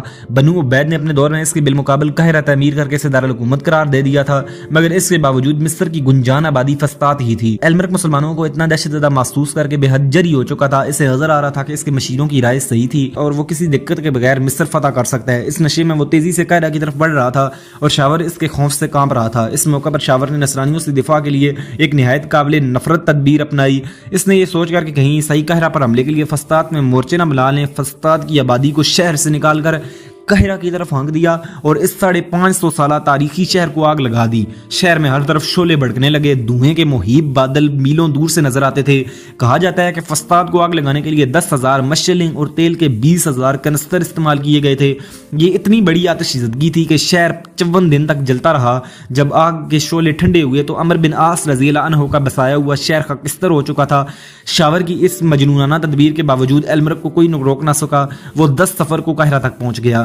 نصرانیوں کو قاہرہ کا محاصرہ کرتے دیکھ کر آزد لرز گیا۔ مصری محل میں ماتم برپا ہو گیا۔ آزد نے اپنی عورتوں کے کچھ نوچے ہوئے بال برق رفتار قاصد کے ذریعے نور الدین زنگی کے پاس حلب روانہ کر دیے اور ساتھ ہی ایک خط بھی بھیجا جس میں حالات کی منظر کشی کے بعد لکھا کہ میری مدد کرو، میری عورتوں کو فرنگیوں سے بچاؤ، یہ شاہی محل کی خواتین کے بال ہیں جو تمہیں مدد کے لیے پکارتی ہیں۔ نور الدین یہ خط پڑھ کر مصر کے بارے میں بے حد فکر مند ہو گیا۔ ادھر قاہرہ کا محاصرہ سخت سے سخت تر ہوتا جا رہا تھا، تاہم شہر کی بلند فصیل کافی دنوں تک حملہ آوروں کو روک سکتی تھی۔ مصری وزیر شاور سفارت کاری کا ماہر تھا۔ اس نے المرک کو پیغام بھیج کر اپنی سابقہ دوستی یاد دلائی اور اسے سمجھایا کہ اس معاملے کو صلح و صفائی سے کچھ لوگ کچھ دو کے مطابق طے کر لینا بہتر ہے، ورنہ دونوں کا مشترکہ دشمن نور الدین مصر پر قابض ہو جائے گا۔ یہ سفارت کاری کامیاب رہی۔ المرک نور الدین کے نام سے یوں چونکا جیسے کسی بھیانک خواب سے ہڑبڑا کر اٹھ بیٹھا ہو۔ اس سے خطرہ محسوس ہوا کہ اگر قاہرہ کی فتح میں تاخیر ہوئی تو نور الدین اپنے لشکر سمیت یہاں پہنچ جائے گا اور پھر اس کے لیے زندہ واپس جانا نہ آسان نہیں ہوگا۔ شاور نے صلح کے بدلے سے 10 لاکھ دینار دینے کا وعدہ کیا، جن میں سے 1 لاکھ نقد اور بقیہ کی ادائیگی نصرانیوں کے واپس لوٹنے کے بعد طے پائی۔ نصرانیوں کے جانے کے بعد شاور نے بقیہ 9 لاکھ دینار جمع کرنے کے لیے قاہرہ اور دوسرے شہروں میں کارندے متعین کر دیے، مگر پورا ملک معاشی زب و حالی کا شکار تھا۔ عوام کا بہت کچھ عیسائی پہلے ہی لوٹ چکے تھے۔ سب سے بڑا شہر فسطاط جل کر کوئلہ ہو چکا تھا۔ اس کے لیے لاکھوں کوششوں کے باوجود شاور 5,000 دینار سے زیادہ جمع نہ کر چکا۔ آخر تنگ آ کر وہ بھی نور الدین زنگی سے مدد مانگنے پر مجبور ہو گیا۔ اس نے دہائی دی کہ اگر اہل شام نے مدد میں تاخیر کی تو مصر کفار کے پاس چلا جائے گا۔ سلطان نور الدین نے مصر سے نصرانیوں کو نکالنے کے لیے ایک بار پھر حملے پر غور کرنا شروع کر دیا۔ آزد نے نور الدین زنگی کو مصر کی تہائی حکومت دینے کا وعدہ بھی کیا تھا۔ آخر نور الدین نے حملے کا فیصلہ کر لیا۔ اس مہم پر شیرکو کا جانا بھی ضروری تھا کیونکہ مصر کے نشیب و فراز کو اس سے بہتر کوئی نہیں سمجھ سکتا تھا۔ خود آزد نے اسی کہ مصر میں تعینات کیے جانے پر اصرار کیا تھا۔ شیرکو ان دنوں اپنی جاگیر حمص کی دیکھ بھال کے لیے گیا ہوا تھا۔ سلطان نور الدین نے صلاح الدین یوسف کو، جسے ان دنوں دمشق کے منتظم کی حیثیت حاصل تھی، فوراً اپنے پاس حلب بلوایا۔ وہ حاضر ہوا تو سلطان نے کہا اپنے چچا شیرکو کے پاس حمص جاؤ اور کسی تاخیر کے بغیر جلد از جلد میرے پاس آنے پر آمادہ کرو۔ सलाहुद्दीन यूसुफ सुल्तान के खसूसी कसद के साथ इस वक्त अमस की तरफ रवाना हो गया, लेकिन अभी वो एक मील चले थे कि उन्होंने शेरको को आते देखा। एलची ने इसे सुल्तान का पैगाम दे दिया। थोड़ी देर में वो सुल्तान के सामने था। सुल्तान को इसकी इतनी जल्द आमद पर हैरत हुई। शेरको ने अर्ज किया, मिस्र के हालात पर मबनी बाज़ मिस्री हमायत के खतूत पहुंचे हैं। मैंने महसूस किया है कि इस ताज़ा सूरत पर मशवरे के लिए सुल्तान की खिदमत में हाजिरी जरूरी है। चनाचा सिर्फ एक रात में नहायत तेजी से सफर करके अहमद से हलब आया हूँ। अब शेरको और सुल्तान के दरमियान मशवरा शुरू हुआ। शेरको जरूरत महसूस करने के बावजूद मिस्र की मुहिम के लिए ज़हनी तौर पर तैयार न था। इसने सुल्तान से लश्कर के मसारफ की कमी का उज़र किया और अहले मिस्र की गद्दारी बार बार आजमाने के बाद इन पर नाकाबिले एतबार करार दिया। सुल्तान ने मसारफ और लश्कर कुशी के सारे इंतजाम का यकीन दिलाया और साथ ही कहा, देखो शेरको, अगर तुम इस मुहिम पर नहीं जाओगे तो फिर इसकी अहमियत के पेश नज़र मसलियत का तकाजा ये है कि मैं खुद ये लश्कर लेकर चला जाऊँ, क्योंकि अगर हमने इस मामले को सरसरी समझा तो फरंगी मिस्र पर काबुल हो जाएंगे और फिर हम शाम में भी कहीं ना रह पाएंगे। शेरको को ये सुनकर मिस्र पर जाने पर आमादा हो गया। थोड़ी देर की मशावरत के बाद नूरुद्दीन जंगी ने शेरको को 6000 घुड़सवारों के साथ मिस्र रवानगी का हुक्म दे दिया। सुल्तान का ये हुक्म सुनकर शेरको ने सुल्तान सलाहुद्दीन अय्यूबी की तरफ देखा और कहा कि चलो यूसुफ, तुम भी मेरे साथ चलने की तैयारी करो। सुल्तान सलाहुद्दीन अय्यूबी ने पहले तो इनकार किया, लेकिन फिर बाद में सुल्तान नूरुद्दीन जंगी के इसरार पर साथ चलने पर आमादा हो गया। बाद में एक मौके पर खुद सलाहुद्दीन ने इस वक्त की अपनी कैफियत बयान करते हुए कहा था कि मुझे यूं महसूस होता था जैसे मुझे मौत की तरफ हाँक करके ले जाया जा रहा हो। इस वक्त बात यह थी कि मिस्र में सुल्तान सलाहुद्दीन अय्यूबी के लिए दिलचस्पी की कोई चीज़ नहीं थी। वो अहले मिस्र की फरेब से भरपूर सियासत तंग आ चुका था। शामी फौजों का बार बार वहां जाना, हालात की इस्लाह के लिए कभी शावर और कभी फरंगियों से उलझना, खुद को मौत के मुंह में डालना और फिर किसी हतमी फैसले के बगैर वापस लौट आना, इसके लिए एक कारी अब्ज़ था। गुज़श्ता मुहिम्मात में सुल्तान सलाहुद्दीन अय्यूबी ने सबक हासिल किया था कि मिस्र की हुकूमत इन्हें बेवकूफ़ बना रही है, लिहाजा इसका ख्याल था कि अहले मिस्र को इनके हाल पर छोड़ दिया जाए। आज़द का वेवेला भी इसके नज़दीक शावर की चीखों पुकार की तरह एक ढूंढ था और बार बार इस ढोंग पर एतबार करना सुल्तान सलाहुद्दीन अय्यूबी जैसे होशियार आदमी के लिए नामुमकिन था। मगर सुल्तान नूरुद्दीन की निगाहें इससे बहुत आगे मिस्र की दम तोड़ती हुकूमत की उफ़क़ पर एक नई सुबह का सूरज तुलू होता देख रही थी। आने वाले वक्त ने बता दिया कि सुल्तान नूरुद्दीन जंगी का फैसला बिल्कुल दुरुस्त था। सुल्तान सलाहुद्दीन अय्यूबी जिस सफ़र को फजूल तस्वर कर रहा था वही इसकी इकबाल मंदी और मुसलमानों की सआदत का बहुत बड़ा सबब बना। लश्कर रवाना हुआ था। सुल्तान ने इसकी हिम्मत अफजाई के लिए खुद दमश्क से एक मंजिल दूर रासल मा तक साथ दिया। इस दौरान मिस्र से इत्तला पहुंची कि फरंगियों का लश्कर शामी फौज की आमद का सुनकर कायरा से रफू चक्कर हो गया है। इस खबर से नूरुद्दीन को मजीद इत्मीनान हो गया। फिर भी इसने वस्ते रबीउल अव्वल 564 हिजरी मुताबिक दिसंबर 1168 ईस्वी में इस लश्कर को रासुल मा की खेमागाह से मिस्र रवाना कर दिया। दिलजुई के लिए हर सिपाही को इजाफी तौर पर 20-20 अशरफियां भी इनायत की। वस्त रबीउल अव्वल में दमश्क से चलकर ये लश्कर 7 जमादिउल उखरा 564 हिजरी को कायरा पहुंचा। उसकी आमद की खबर सुनकर एलमरिक अपने बुज़दिल सिपाहियों समेत पहले ही रफू चक्कर हो चुका था। उबैदी सरबरा आज़द ने शेरको की आमद पर नहायत खुशी का इजहार किया और इसे खलते खासा से नवाजा। मिस्र के बाशिंदों ने भी शेरको और शामी लश्कर को अपना निजात दहिंदा समझते हुए बेपनाह मसरत का इजहार किया। जहां तक शावर का तल्लक है, इससे ये तो इत्मीनान हुआ कि वो एलमरिक को नाकाबिले बर्दाश्त तावान देने से बच गया है। तहम अवाम खफास का शेरको की तरफ मिलान इससे अपने इक़्तिदार के लिए खतरा महसूस होने लगा। वो बज़ाहिर शेरको से अच्छी तरह मिलता रहा मगर दिल ही दिल में बेचौताब खाता रहा। वो वादे के मुताबिक सुल्तान नूरुद्दीन को मिस्र के तिहाई इलाकों की हुकूमत और तयशुदा रकम देने पर भी तैयार न था, मगर इसमें शामियों से लड़ने की ताकत नहीं थी। इसलिए वो कोई ऐसा तरीका सोच रहा था जो सांप भी मर जाए और लाठी भी ना टूटे का मसदाक हो। आखिर इसने एक तरकीब सोच ली। इसने शेरको और इसके खास साथियों को ज़ियाफत पर मदऊ करके अचानक गिरफ्तार करने का मंसूबा बना लिया। इसका ख्याल ये था कि वो इतने बड़े मुस्लिम जर्नैलों को नस्रानियों के हवाले करके इनको तावान अदा करने से बच जाएगा या इन्हें यरगनमाल बनाकर दूसरे सियासी फ़वायद हासिल करता रहेगा। शायद शावर का ये नापाक मंसूबा कामयाब हो जाता, मगर इसके नौजवान बेटे कामल को इसकी भनक पड़ गई। इसने अपने बाप को सख्ती के साथ इस फेले बद से मना किया और कहा, अगर आप ऐसा करने से बाज ना आए तो मैं पहले ही शेरको को सब कुछ बता दूंगा। शावर ने कहा, अगर हमने ऐसा ना किया तो शेरको के हाथों हम सब मारे जाएंगे। कामल ने जज्बात से भरपूर अंदाज में कहा, आप सच कहते हैं, मगर इसके बावजूद मैं ये समझता हूँ कि अगर हमारे कत्ल कर दिए जाने से यहाँ के मुसलमान रहें और ये मुल्क मुसलमानों का रहे तो मुझे ये सौदा मंजूर है, मगर मैं ये बर्दाश्त नहीं कर सकता कि हमें कत्ल करके फरंगी यहाँ के मालिक बन जाएं। अब्बा जान, याद रखिए, अगर आपने शेरको को गिरफ्तार कर लिया तो फिर आप इस मुल्क को नसरानियों के कब्जे में जाते हुए जरा भी देर नहीं लगेगी।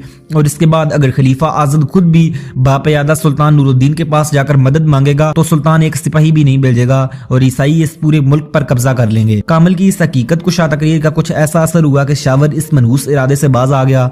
इधर शेरको और इसके रफका पर शावर की बदनीति जाहिर हो चुकी थी। शावर उबैदी हुकूमत की طرف سے طے شدہ تہائی آمدن کا خراج ادا کرنے کے بارے میں بھی ٹال مٹول کر رہا تھا تاہم شیر کو درگزر کرتا رہا، جبکہ صلاح الدین یوسف، ازل الدین اور دیگر سرداران اس کے خلاف سخت کارروائی کے حق میں تھے۔ وہ اپنے جذبات سے شیر کو آگاہ کر چکے تھے مگر اس نے کسی کارروائی سے منع کر دیا تھا۔ ایک دن صلاح الدین یوسف اور یہ ترکمان سردار اپنے لشکرگاہ میں تھے کہ شاور شیرکو سے ملنے آیا۔ یہ اس کی عام عادت تھی کہ وہ موقع بموقع شامیوں کی لشکرگاہ میں آتا رہتا تھا اور شیرکو سے مختلف موضوعات پر بات چیت کیا کرتا تھا۔ اس دن وہ آیا تو شیرکو لشکرگاہ میں موجود نہ تھا، وہ حضرت امام شافعی رحمہ اللہ کی مزار کی زیارت کے لیے گیا ہوا تھا۔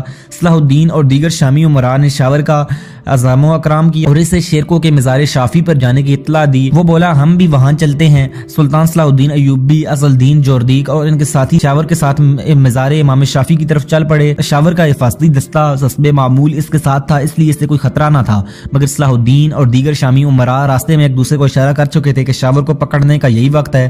ایک کھلی جگہ سے گزرتے ہوئے صلاح الدین اور ازل الدین جوردیک نے جو گفتگو کرتے ہوئے شاور کے دائیں بائیں چل رہے تھے اسے گھڑ دوڑ کی پیشکش کی۔ شاور نے اسے تفریح کے طور پر قبول کر لیا۔ تینوں نے گھوڑوں کو ایڑ لگائی اور باقی لوگوں سے بہت آگے نکل گئے۔ اب شاور تنہا تھا۔ صلاح الدین اور ازل الدین نے اسے یک دم پکڑ کر زمین گرا دیا۔ یہ منظر دیکھ کر شاور کے تمام محافظ جو کچھ فاصلے پر تھے بھاگ گئے۔ شاور کو گرفتار کر کے شیرکو کو اس کی کارروائی کی خبر دے دی گئی۔ اس دوران آزد کو بھی یہ اطلاع مل گئی۔ وہ شاور کی 10 درازیوں سے پہلے ہی نالاں تھا۔ اس نے موقع غنیمت جانا اور پے در پہ کئی قاصد بھیج کر شیرکو پر زور دیا کہ شاور کا سر کاٹ کر اسے پیش کر دیا جائے۔ اب شیرکو کو کیا تحمل ہو سکتا تھا؟ اس نے شاور کو قتل کرا کے اس کا سر آزد کے پاس بھجوا دیا۔ یہ واقعہ 17 جمادی الثانیہ 564 ہجری بمطابق 19 مارچ 1169 عیسوی کا ہے۔ کہا جاتا ہے کہ شاور کی گردن کاٹنے کا کام ازل الدین جوردیک نے انجام دیا تھا۔ شاور کے قتل سے آزد کو ایک ایسے شخص سے نجات مل گئی جو ماتحت ہو کر بھی اس پر حکومت کر رہا تھا۔ عوام نے خوشی منائی کیونکہ وہ نہ صرف شاور کے واسطے سے نصرانیوں کو ناقابل برداشت ٹیکسوں کی ادائیگی سے تنگ تھے بلکہ شاور کے ہاتھوں فساد کی آتش زدگی سے بھی بے حد برہم تھے۔ شیر کو واقعی ان کا نجات دہندہ ثابت ہوا تھا۔ شیر کو آزد سے ملنے قاہرہ میں داخل ہوا تھا۔ اس کا شرمدار استقبال ہوا۔ آزد نے اسے نہ صرف خلعت فاخرہ دی بلکہ شاور کی جگہ وزارت مصر کا عہدہ بھی سونپ دیا اور الملک المنصور کے لقب سے نوازا۔ شیر کو محل سے نکلا تو اس کے ہاتھ میں عبیدی سربراہ کے ہاتھ کا لکھا ہوا پروانہ حکومت تھا۔ اس کی رہائش قصر وزارت میں طے کر دی گئی تھی جہاں پہلے شاور رہتا تھا۔ شیر کو کا رخ اسی طرف تھا۔ اچانک اسے سڑک پر عوام کا بے پناہ ہجوم نظر آیا۔ یہ لوگ شاور کے محل کی طرف دوڑتے چلے جا رہے تھے۔ آزد نے شاور کے خلاف عوام کے غم و غصے کی نکاسی کے لیے یہ اجازت دے دی کہ شاور کا محل جو چاہے لوٹ لے۔ منادی کی یہ پکار سنتے ہی لوگ وزارت پر ٹوٹ پڑے اور شیر کو جب ہجوم سے بچتے بچاتے قصر وزارت میں پہنچا تو وہاں کچھ باقی نہیں بچا تھا۔ محل کا تمام ساز و سامان عوام تھوڑی دیر میں لوٹ کر لے گئے تھے۔ کوئی قالین، دری یا کرسی تک باقی نہیں رہی شیر کو اس پر بیٹھ سکتا۔ اس وقت اسے شاور کے بیٹے کامل کا خیال آیا۔ اسے اپنے ذرائع سے یہ معلوم ہو چکا تھا کہ ایک بار اس نوجوان نے اپنے باپ کو اس کے خلاف خفیہ کارروائی سے روکا تھا۔ شیر کو نے اپنے اس محسن کے بارے میں تفتیش کی تو معلوم ہوا کہ آخری بار اسے اپنے بھائیوں کے ساتھ اسی محل میں لوگوں کے ہجوم سے پناہ لیتے ہوئے دیکھا گیا تھا۔ اس کے بعد اس کا کچھ پتہ نہ چلا۔ غالباً وہ بلوے میں مارا گیا تھا۔ شیر کو بار بار کفی افسوس مل کر کہتا تھا کاش وہ بچ جاتا، آج میں اس قابل تھا کہ اسے اس کے احسان کا صلہ دیتا۔ اب شیر کو مصر کے وزیر اعظم کے روپ میں عملاً ایک بڑی سلطنت کا حاکم بن چکا تھا۔ یہ اس کے اقتدار کا آغاز تھا جو خود مختاری میں بھی بدل سکتا تھا، مگر عین اس وقت جب کہ اس کی مہارت، سیاست، مقبولیت اور شہرت کا زمانہ عروج پر تھا، اس کا وقت آن پہنچا۔ اسے مصر پر حکومت کے صرف 2 ماہ 5 دن نصیب ہوئے۔ ہفتہ 22 جمادی الثانیہ 564 ہجری بمطابق 23 مارچ 1169 عیسوی کو یہ نامور سپہ سالار ایک ناگہانی بیماری میں مبتلا ہو کر دنیا سے رخصت ہو گیا۔ آزد شیرکو کی موت کے بعد وزارت مصر اس کے کسی ساتھی کو دینے کا پابند تھا۔ ادھر شامی فوج میں کئی سردار اس کے منتظر تھے کہ یہ منصب ان کے حصے میں آئے۔ ان میں صلاح الدین کا ماموں شہاب الدین محمود الحاری، سیف الدین مشتوب الحکاری، قطب الدین اور عین الدولہ پیشفش تھے، مگر آزد ان میں سے کسی کو پسند نہ کیا کیونکہ ذاتی طور پر وہ صلاح الدین یوسف کی قابلیت اور سمجھ بوجھ سے زیادہ متاثر تھا۔ اس کے علاوہ اس کے درباریوں نے بھی اسے مشورہ دیتے ہوئے کہا اگر آپ یوسف کو وزیر بنا دیں تو وہ ہمارا ہر لحاظ سے فرما بردار ہوگا کیونکہ شامی امراء میں سے وہ سب سے کم عمر ہے۔ بعد میں ہم شام کے دیگر امراء کو حکومت مصر میں ان کی افواج سمیت شامل کر کے اپنی حالت مضبوط کر سکتے ہیں، پھر اس وقت ہم چاہیں تو یوسف کو وزارت سے بلا تردد معصول کیا جا سکتا ہے۔ اس مشورے کے بعد آزد نے یوسف کو اپنے محل میں طلب کر لیا اور خلعت وزارت سے نوازا۔ سرکاری طور پر نیب وزیر اعظم کے لیے الملک الناصر کے لقب کا اعلان کیا گیا۔ ایک 33 سالہ وجیح و حسین جوان کا مصر میں وزارت عظمیٰ کا منصب پانا ایک ایسا حیران کن واقعہ تھا کہ جس کا کچھ دنوں پہلے کسی کو گویم و گمان بھی نہ تھا. خود صلاح الدین کو اس کا کوئی اندازہ نہ تھا، ورنہ وہ مصر آنے کے لیے اتنا کبیدہ خاطر نہ ہوتا.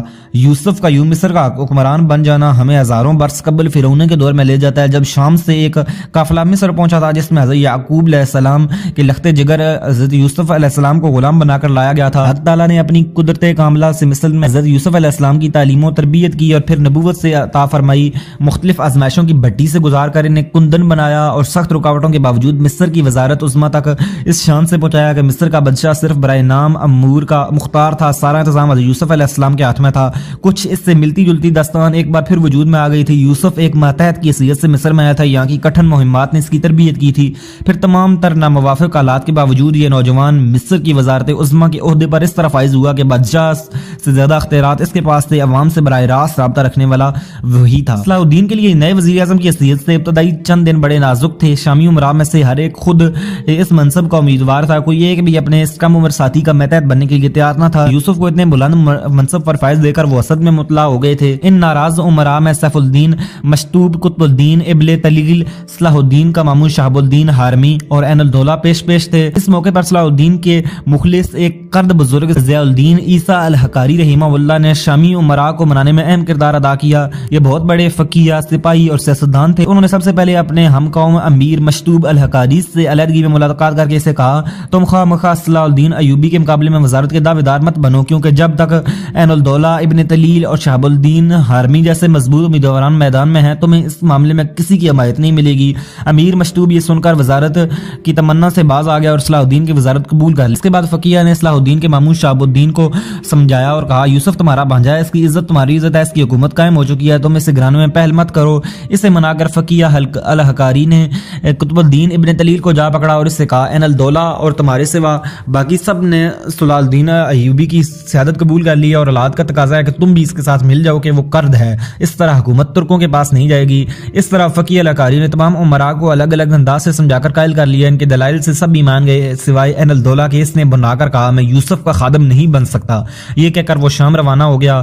یوسف نے خود کو اپنے منصب کا صحیح اقدار ثابت کیا. ابتدا میں عوام کو اپنے سے مانوس رکھنے کی پالیسی اپنا کر کھلے دل سے ان پر مال و دولت خرچ کیا. ان کی شکایات کی دادرسی کی. خواست کو انعام و اکرام اور عزت و احترام کے ساتھ اپنا ہم نوا بنایا. اگرچہ مصر میں 2 سال تک دولت بنو عبید کے اثرات نے عوام میں شیعیت کے رجحانات پیدا کر دیے تھے، مگر اس کے باوجود ایوان حکومت اور سرکاری اعمال کے دائرے سے باہر عام معاشرے میں نہ صرف یہ کہ اہل سنت سے بغض و عناد ایک حد کے اندر تھا، بلکہ نسلی سنی مسلمان اب بھی مصر کی آبادی کا غالب حصہ تھے جو صرف سرکاری سرپرستی کے ماتحت شیعی اثرات سے متاثر تھے. صلاح الدین نے نہایت سمجھداری کا مظاہرہ کرتے ہوئے کسی تفریق کے بغیر ہر طبقے اور نظریے کے لوگوں سے فراخ دلانہ سلوک کیا، جس سے سب کو نئے وزیر اعظم کی وسعت ظرافی کا یقین ہو گیا اور عوام میں اس کی حمایت بڑھنے لگی. اب صلاح الدین نے اپنے والد، بھائیوں اور اہل خانہ کو مصر بلانے کی ضرورت محسوس کی، کیونکہ یہاں اتنے بڑے ملک کا نظام چلانے کے لیے اپنے خاندان کے ایسے افراد کے بغیر چارہ نہ تھا جن پر ہر وقت اعتماد کیا جا سکے. اس سے اپنے بزرگوں کے مشوروں کی ضرورت بھی تھی. صلاح الدین کی جانب سے یہ بلاوا شام پہنچا تو نجم الدین ایوب نے سلطان نور الدین سے اجازت طلب کی. سلطان نے بادل نخواستہ اس شرط کے ساتھ اجازت دی کہ وہ مصر جا کر بھی حکومت شام کے وفادار رہیں گے اور ہر مرحلے پر مدد کے لیے مستعد ہوں گے. سلطان نے نجم الدین کو یہ بھی تاکید کی کہ وہ مصر پہنچ کر وہاں خلفائے بنو عبید کی جگہ خلفائے بنو عباس کے نام کا خطبہ شروع کرائیں. اصل میں یہ خواہش خلیفہ بغداد کی تھی، جس نے نور الدین سے یہ مطالبہ شروع کر دیا تھا کہ عالم اسلام کو ایک لڑی میں پرونے کے لیے مصر میں بھی عباسی خلافت کا خطبہ رائج کیا جائے. نور الدین زنگی نے صلاح الدین ایوبی کو مراسلے میں اس کی تاکید کر دی تھی، مگر صلاح الدین کو اتنے بڑے اقدام کے لیے شاید کسی مناسب وقت کا انتظار تھا، اس لیے اب تک مصر میں عبیدیوں کے نام کا خطبہ پڑھا جا رہا تھا. اس موقع پر سلطان نور الدین کی دور اندیشی، حسن انتظام اور صلاح الدین ایوبی کے لیے خیرخواہی کی ایک عجیب مثال سامنے آئی، جسے المقدسی رحمہ اللہ نے کتاب الروضتین میں ذکر کیا ہے. وہ لکھتے ہیں کہ صلاح الدین کے پاس جانے والوں میں ان کا بڑا بھائی شمس الدولہ توران شاہ بھی تھا. سلطان نور الدین نے سے کہا، اگر تم یہ سوچ کر مصر جا رہے ہو کہ وہاں تمہیں وہی یوسف ملے گا جو تمہارے سامنے ادب سے کھڑا ہوتا تھا اور تم بیٹھے ہوتے تھے، تو ایسی سوچ کے ساتھ وہاں مت جاؤ، ورنہ تم وہاں نظام مملکت کو خراب کر دو گے اور تب میں تمہیں بلا کر قرار حق کی سزا دوں گا. ہاں اگر تم اسے میرا قائم مقام تصور کرتے ہوئے اس کی ویسی خدمت کرو جیسی میری کرتے ہو تو جاؤ اس کی کمر مضبوط کرو, اس کے مقاصد میں اس کے ساتھ اس کا ہاتھ مضبوط کرو. یہ سن کر توران شاہ نے عرض کیا میں اس کی ایسی خدمت اور اطاعت کروں گا کہ انشاءاللہ اس کا چرچا آپ تک پہنچے گا. توران شاہ نے جو کہا وہ کر کے دکھایا. سلطان نور الدین کو نجم الدین ایوب کی حفاظت کی اتنی فکر تھی کہ وہ خود سرحد تک ساتھ چلنے کے لیے آمادہ تھے. اس دوران نجم الدین ایوب کے مصر جانے کی خبر سن کر شام کے کئی رؤساء اور تجار جو اس کے گرویدہ تھے ساتھ چلنے کے لیے تیار ہو گئے. سلطان نور الدین کو مزید اندیشہ ہوا کہ کہیں اتنے اہم افراد پر مشتمل اس قافلے کو راستے میں فرنگی یرغمال نہ بنا لیں. اس سلسلے میں سب سے زیادہ اندیشہ کرک کے بدفطرت عیسائی حاکم رجینالڈ سے تھا جس کا علاقہ شام سے مصر کے راستے پر تھا. چنانچہ نور الدین نے آگے بڑھ کر کرک کا محاصرہ کر لیا اور نجم الدین اپنے قافلے کے ساتھ سلامتی کے ساتھ مصر کی طرف نکل گیا. اس کے جانے کے بعد نور الدین نے محاصرہ اٹھا لیا. نجم الدین ایوب 27 رجب 564 ہجری بمطابق 27 اپریل 1169 عیسوی کو اپنے خاندان کے ساتھ قاہرہ پہنچا. صلاح الدین یوسف نے اپنے امراء اور اشم و حدام کے ساتھ شہر سے باہر آ کر باپ کا تاریخی استقبال کیا. صدیوں پہلے جیسے حضرت یوسف علیہ السلام نے اسی طرح مصر سے باہر آ کر اپنے باپ اور بھائیوں کا استقبال کیا تھا. تاریخ اس دن پھر خود کو دہرا رہی تھی. سلطان ایوبی کے سوانح نگار قاضی ابن شداد نے بھی اس جانب اشارہ کرتے ہوئے لکھا ہے کہ اپنے والد کو مصر مدعو کرنے سے پہلے سلطان ایوبی کا مقصد یہ تھا کہ ان کی مسرت دوبالا ہو جائے اور یوسف علیہ السلام کی قصے سے ان کی مشابہت پوری ہو جائے. نجم الدین عبیدیوں کے دارالحکومت میں اس حج سے داخل ہوا کہ اس کا بیٹا صلاح الدین اور امرائے مصر اس کے دائیں بائیں باپیادہ چلے جا رہے تھے. آزد کو صلاح الدین ایوبی کے باپ کی خبر ملی تو وہ بھی خلاف دستور استقبال کے لیے باب الفتوح سے باہر نکل کر شجرۃ الحلیج تک چلا آیا.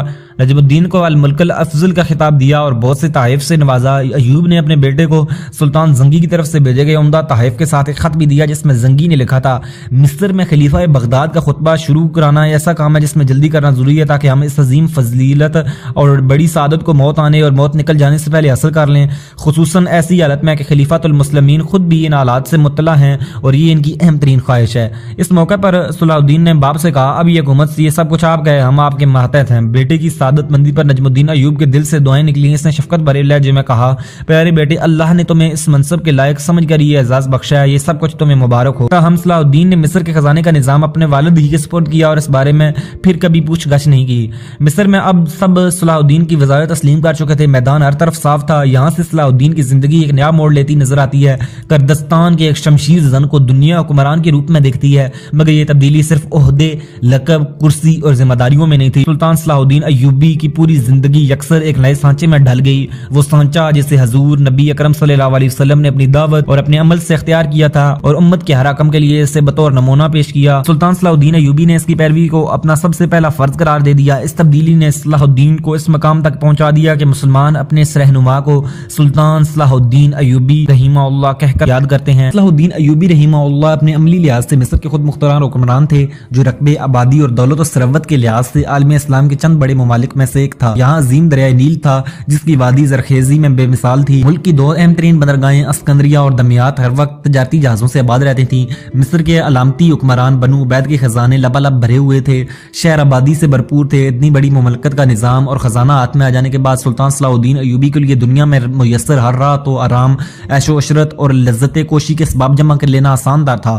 وہ راگ رنگ, رقص و سرور اور نونش میں منہمک ہو کر فقر دین و دنیا سے آزاد رہ سکتے تھے.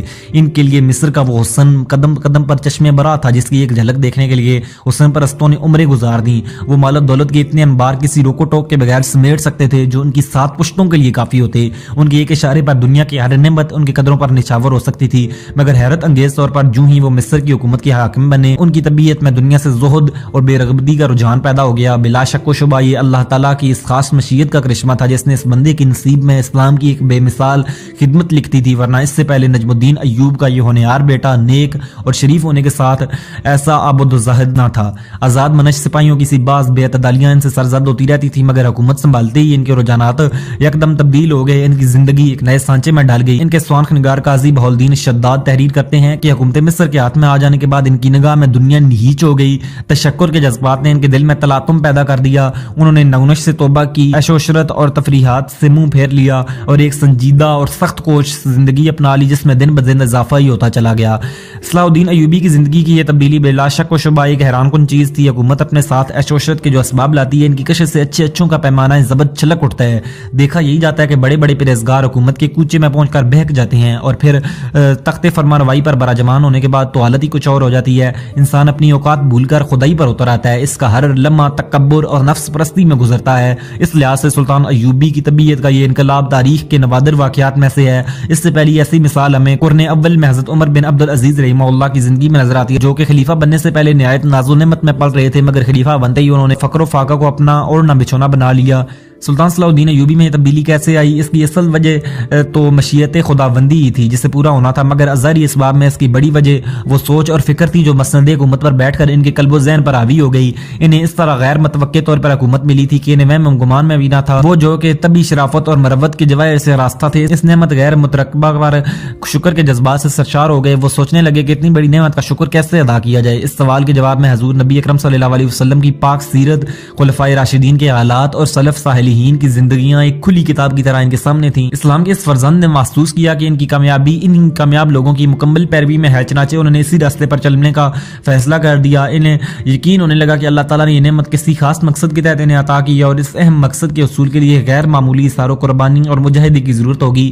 وہ جان گئے کہ سپاہیوں جیسی خودسری اور افسروں جیسی بے لگامی اور عیش پسندی کا کسی عظیم مقصد کے لیے جینے سے کوئی میل نہیں۔ وہ شروع سے ہی ایک دلیر اور غیرت مند انسان تھے۔ القدس پر صلیبیوں کے تسلط، شام کے ساحلوں پر ان کے قبضے، اسلامی شہروں میں ان کی غارت گری اور مصر سمیت متعدد اسلامی ممالک کی سیاست میں ان کے عمل دخل سے وہ یقیناً پہلے بھی متاثر تھے اور اس صورتحال کو بڑی تشویش کی نگاہ سے دیکھتے تھے۔ اپنے لڑک من میں دمشق پر اسلیبیوں کے حملے کا انہوں نے بذات خود مشاہدہ کیا تھا، اور پھر مصر کی مہمات میں ان کی بے رحمی، مکاری اور مسلمانوں سے ان کے کھلے بغض و عناد کو وہ عملاً پرکھ چکے تھے۔ ایسے میں وہ مسلم حکمرانوں کی بے عقلی اور بے جہتی پر اکثر کوڑا کرتے تھے، خصوصاً مصر کے حکمران طبقے کی فریبکاری انہیں بہت مایوس کیا تھا۔ ان کی خواہش تھی کہ کوئی باہمیت مسلمان حکمران مصر کا کاروباری حکومت سنبھالے جو کہ صلیبیوں پر کاری ضرب لگانے میں حکومت شام کا مخلص معاون ثابت ہو۔ اب جب کہ قدرت خداوندی نے یہ منصب انہی کو عطا کر دیا تھا، اور وہ یہ سوچے بغیر نہیں رہ سکتے تھے کہ امت مسلمان ان سے بڑی امیدیں وابستہ کی ہوئی ہے، پھر جب انہوں نے ان امیدوں پر پورا اترنے کا فیصلہ کر لیا تو انہیں محسوس ہو رہا تھا کہ اللہ تعالیٰ نے ان سے کوئی خاص کام لینے کا ارادہ کر چکا ہے۔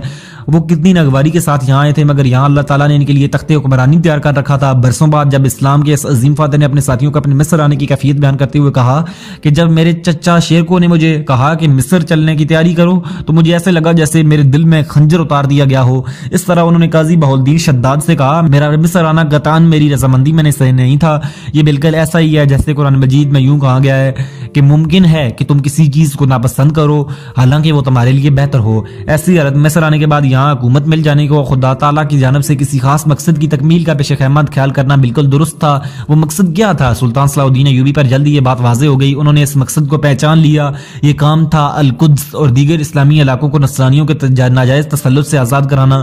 ایک بار سلطان ایوبی رحمہ اللہ نے خود کہا، جب اللہ تعالیٰ نے مجھے مصر کی حکومت عطا کی تو میں سمجھ گیا کہ اللہ تعالیٰ نے فلسطین بھی مجھے دینے کا ارادہ کیا ہے۔ یہ تھا وہ جذبہ اور وہ عزم جس کے ساتھ اسلام کے اس جان باز کی حکومت کا آغاز ہوا۔ جب جڑ عمدہ، پاکیزہ اور مضبوط ہو تو وہ درخت بہترین پھل دیتا ہے اور کوئی اہندی سے جھکا نہیں سکتی۔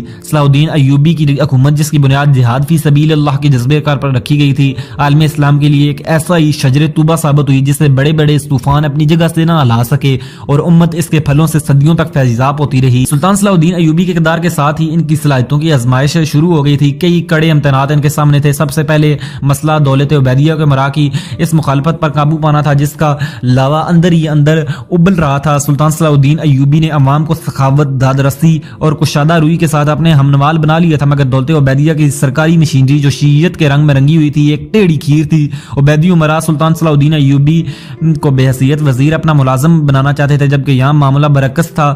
انتظام مکمل طور پر صلاح الدین کے ایوبی کے ہاتھ میں تھا۔ ان کی مرضی کے خلاف آزاد بھی کچھ کرنے کی سکت نہیں رکھتا تھا۔ سلطان صلاح الدین ایوبی کے خلاف بنو عبید کا یہ بغض رنگ لا رہا تھا۔ انہوں نے سلطان ایوبی کے خلاف خفیہ طور پر سازشیں شروع کر دی تھیں۔ دولت عبیدیہ ہمیشہ ہی محلات کے داروغہ کو معتمن الخلافت کہا جاتا تھا۔ یہ منصب نہایت بااختیار اور مؤثر تھا جو عموماً سے ہم فام خواجہ سراؤں کے پاس ہوا کرتا تھا۔ ان دنوں یہ عہدہ ایک حبشی جوہر کے پاس تھا جس کا اصل نام تواشی تھا۔ اسے مصر پر صلاح الدین ایوبی کا تسلط ایک آنکھ نہ بھاتا تھا۔ اس نے عبیدی امراء کے ساتھ مل کر نصرانیوں کو مصر پر چڑھائی کی دعوت دینے کا منصوبہ بنایا اور انہیں خط لکھا کہ وہ یکم مصر پر ٹوٹ پڑیں۔ مقصد یہ تھا کہ جب صلاح الدین اپنی ترکمان سپاہیوں کے ساتھ نصرانیوں سے مقابلہ کرنے کے لیے قاہرہ چلے گا تو پیچھے سے دولت عبیدیہ کی فوجیں اور حبشی خدام قاہرہ میں رہ جانے والے باقی ماندہ شامیوں کو قتل کر دیں گے۔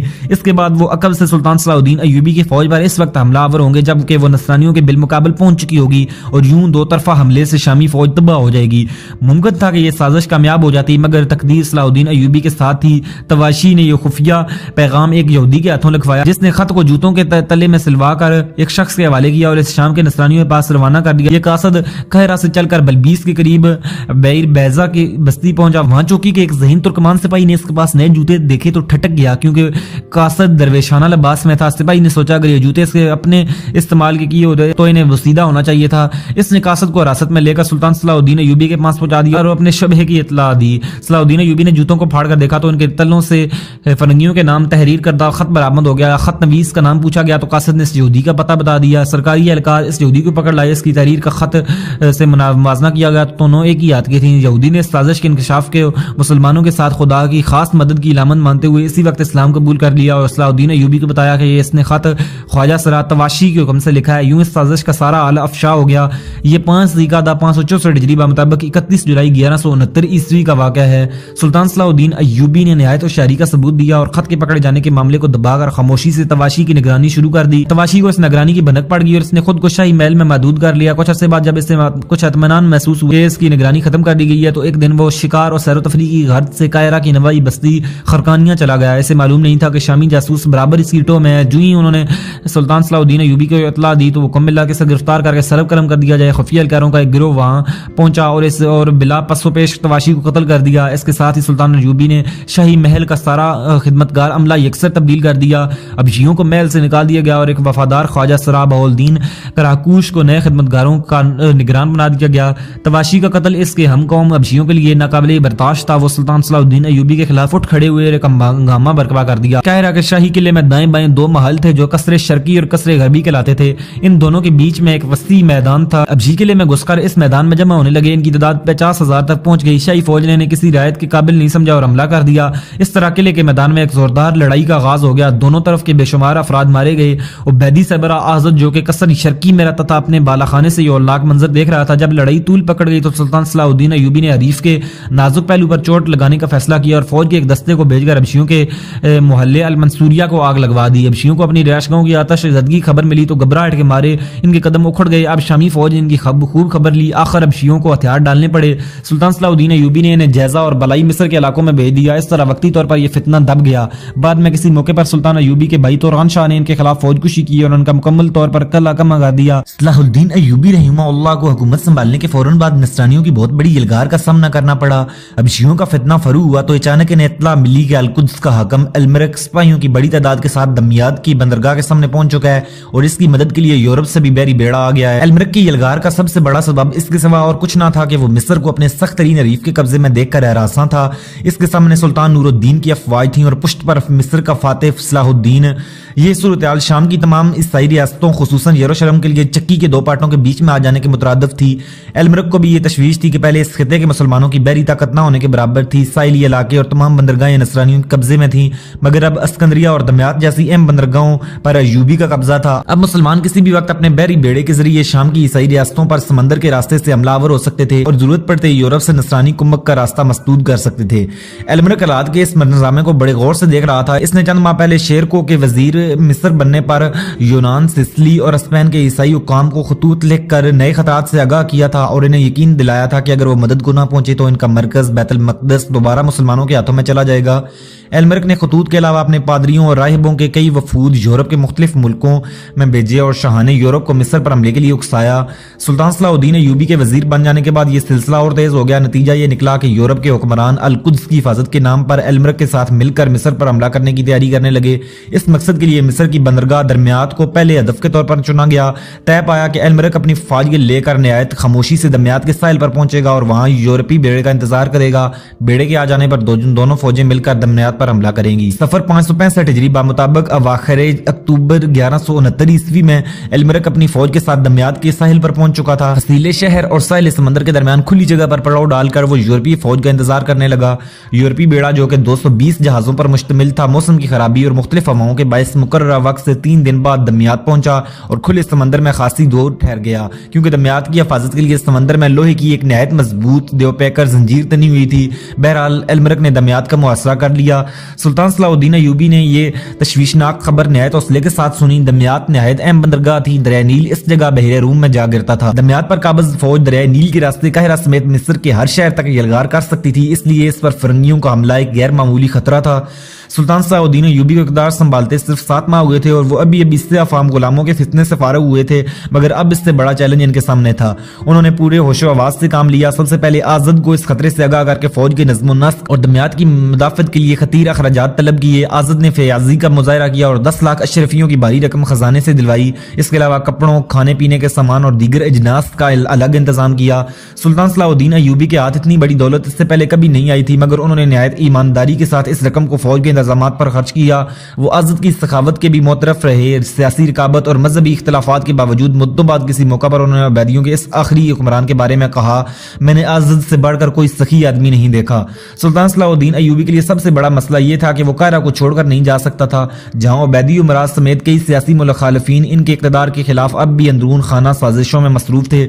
اگر سلطان صلاح الدین ایوبی قاہرہ کے حالات سے مطمئن ہوتے تو اس وقت اپنی فوج سمیت ساحل کی طرف کوچ کر چکے ہوتے۔ دمیات میں فرنگی انہیں للکار رہے تھے، مگر جانے کی صورت میں قاہرہ میں بغاوت کا خطرہ لاحق تھا۔ ان حالات میں اسلام کے اس جرنیل نے 2 کام کیے۔ انہوں نے سب سے پہلے فوج کو اپنے ماموں شہاب الدین، اپنے بھتیجے تقی الدین اور امیر بہاؤالدین کراکوش جیسے تجربہ کار سرداروں کی قیادت میں ہر قسم کے سامان رست کے ساتھ دریائے نیل کے راستے دمیات روانہ کر دیا۔ دمیات کی فصیل کا ایک حصہ دریائے نیل کے جانب تھا، جو اب تک نصرانیوں کے محاصرے سے محفوظ تھی۔ سلطان صلاح الدین ایوبی نے ان افواج کو ہدایت کی تھی کہ شہر میں خوراک اور رست کی کمی پوری کر دیں اور مقامی فوج کے ساتھ مل کر فرنگیوں کا بھرپور مقابلہ کریں۔ دوسری طرف انہوں نے اپنے سرپرست سلطان نور الدین زنگی کو بھی اس نازک صورتحال سے آگاہ کیا اور اپنے خط میں لکھا، میں دمیات سے بہت دور ہوں جہاں عیسائی محاصرہ کر چکے ہیں۔ اگر میں خود اس محاذ پر جاؤں تو مصریوں پر اعتماد نہیں کیا جا سکتا، وہ بھاری جانی و مالی نقصان پہنچا سکتے ہیں، بلکہ خطرہ یہ ہے کہ وہ میرے پس پشت بغاوت کر کے اپنی پوری طاقت کے ساتھ میرا تعاقب کریں گے اور اس حالت میں جب کہ فرنگیوں کے متقابل کھڑا ہوں گا وہ عقل سے مجھ پر حملہ کر دیں گے۔ اگر ایسا ہوا تو مصر میں ہمارا نام و نشان مٹ جائے گا۔ سلطان نور الدین زنگی نے یہ پیغام ملتے ہی یکے بعد دیگرے کئی فوجیں مصر روانہ کر دیں تاکہ وہ فرنگیوں کے مقابل مسلمانوں کی مدد کریں۔ دوسری طرف اس نے خود اپنی فوج کے منتخب دستوں کے ساتھ شام کے عیسائی مقبوضات پر چھاپا مار حملے شروع کر دیے۔ چونکہ شام کے بیشتر عیسائی دمیات پر حملہ کے لیے جا چکے تھے، اس لیے سلطان نور الدین زنگی کے ان چھاپوں سے عیسائی مقبوضات میں کھلبلی مچ گئی اور وہاں کے لوگ المرک کو دمیات کا محاصرہ چھوڑ کر اپنے علاقوں کی حفاظت کے لیے واپس بلانے لگے۔ ادھر دمیات میں سلطان صلاح الدین ایوبی کا نائب شمس الدین الخواص منقبرس بڑی دلیری سے شہر کی مدافعت کر رہا تھا۔ بعد میں سے ان فوجوں کی کمک بھی مل گئی جو قاہرہ سے روانہ کی گئی تھیں۔ اب محصور مسلمانوں کی ہمت بڑھ گئی اور انہوں نے بھرپور جوابی حملے شروع کر دیے۔ المرک کو محاصرہ کیے ہوئے دوسرا مہینہ شروع ہو گیا تھا۔ وہ یورپی بیڑی بیڑے سے خاطر خواہ فائدہ حاصل نہیں اٹھا سکا تھا، جو اب تک ساحل سمندر سے دور لنگر انداز تھا۔ اس کے برعکس محصور مسلمانوں نے بیڑی بیڑے پر حملہ کر کے اس کے کئی جہازوں کو جلا ڈالا تھا۔ المرک کی قیادت میں جو فوج منجنیکوں اور دبابوں کے ساتھ قلعے کا دروازہ توڑنے کی کوشش کر رہی تھی، اس پر بھی شدید حملے ہوئے اور اسے بار بار پسپا ہونا پڑا۔ کئی منجنیکیں تباہ ہو گئیں۔ محاصرے کے 40 دن پورے ہونے پر حملہ آور فوجیں خوراک و رست کی کمی کا شکار ہو چکی تھیں۔ المرک کے ساتھی اور بحری بیڑے پر موجود یورپی سپاہی بھی فاقے کرنے لگے تھے، جبکہ دمیات کے محصورین کو خوراک و رست کے نئے ذخائر مل چکے تھے۔ یورپی سپاہیوں کو یقین تھا کہ المرک طے شدہ معاہدے کے مطابق ان کی خوراک و رست کے سارے اخراجات برداشت کرے گا، مگر اب المرک اپنی بے بسی ظاہر کر کے خود کو ہر ذمہ داری سے بری قرار دے رہا تھا۔ اس سے یورپی افواج سخت بد دل ہو گئیں۔ ادھر المرک کو بھی یورپی سپاہیوں کو شک کی نظر سے دیکھ رہا تھا کہ کہیں وہ دمیات پر قبضے کے بعد اس شہر کو براہ راست روم کی بازنطینی بادشاہت کا حصہ نہ بنا دیں، اس لیے وہ مصر ماضی میں رومی سلطنت کا حصہ رہا تھا اور اب بھی بازنطینی سے اپنی جاگیر تصور کرتے تھے۔ الغرض یورپی اور شامی نصرانیوں میں روز بروز غلط فہمیاں بڑھ رہی اور وہ بددلی کا شکار ہو رہے تھے۔ جنگ کے ان دنوں میں سلطان صلاح الدین ایوبی محاذ سے سینکڑوں میل دور رہ کر بھی ہر لمحہ تازہ صورتحال سے باخبر رہتے تھے۔ پل پل کی خبریں انہیں ملتی اور وہ ان کے مطابق نئے احکام جاری کرتے۔ دن رات میں انہیں آرام سے سونے کا کوئی وقت نہیں ملتا تھا۔ وہ گویا عملاً محاذ پر موجود تھے اور قیادت کے فرائض انجام دے رہے تھے۔ اس کے ساتھ ساتھ بارگاہ الہی میں بیتابانہ دعاؤں کا سلسلہ بھی جاری تھا۔ آخرکار قدرت خداوندی نے اس جنگ کے فیصلے کے لیے موسم کا رخ بدل دیا۔ زوردار بارشیں شروع ہوئیں۔ इस तरह तरह की मौसमी बीमारियों ने खुले आसमान तले पड़े हमलावरों की हिम्मत पस्त कर दी। इधर दरिया नील में सैलाब आ गया। मुहासरा करने वाली अफवाज जिस मैदान में पड़ाव डोले हुए थी वो पानी की झील में तब्दील हो गई। ईसाई अफवाज अपने खेमे और सामान के बंडल पानी पर तैरते देख रही थी। समंदर में तूफान उठ रहा था और यूरोप के 220 बहरी जहाज जो बड़े क्रोफर से मिस्र पर कब्जा करने के लिए दाखिल हुए थे यके बाद दीगरे डूब रहे थे। इस दौरान एलमरक को भी अपने इलाकों में सुल्तान नूरुद्दीन के हमले की इत्तला मिल गई थी। इसने मजबूर होकर मुहासरा उठा लिया और अल-कुद्स रवाना हो गया। जंग के अंजाम के बारे में अल्लामा इब्न असीर रहीमहुल्लाह लिखते हैं कि फरंगी नाकाम वापस लौट गए, इन्हें कुछ भी हाथ ना आया। जब वो अपने शहरों में पहुंचे तो इन्हें सुल्तान नूरुद्दीन जंगी के हाथों वीरान पाया। इनके लोग कत्ल हो चुके थे या गिरफ्तार कर लिए गए थे। इन पर यह मिसाल सादक आई कि शुतर मुर्ग सींगों की तलाश में निकला, मगर जब वापस आया तो इसके दोनों कान भी गायब थे। 21 रबीउल अव्वल 565 हिजरी मुताबिक 12 दिसंबर 1169 ईस्वी को फरंगी वापस हुए थे। यूं दमियात का मुहासरा कमोबेश 50 दिन जारी रहा था। इस दौरान इस मुहाज पर लड़ने वाली फौज के लिए सुल्तान सलाहुद्दीन अय्यूबी ने बेअंदाजा मालो दौलत खर्च किया।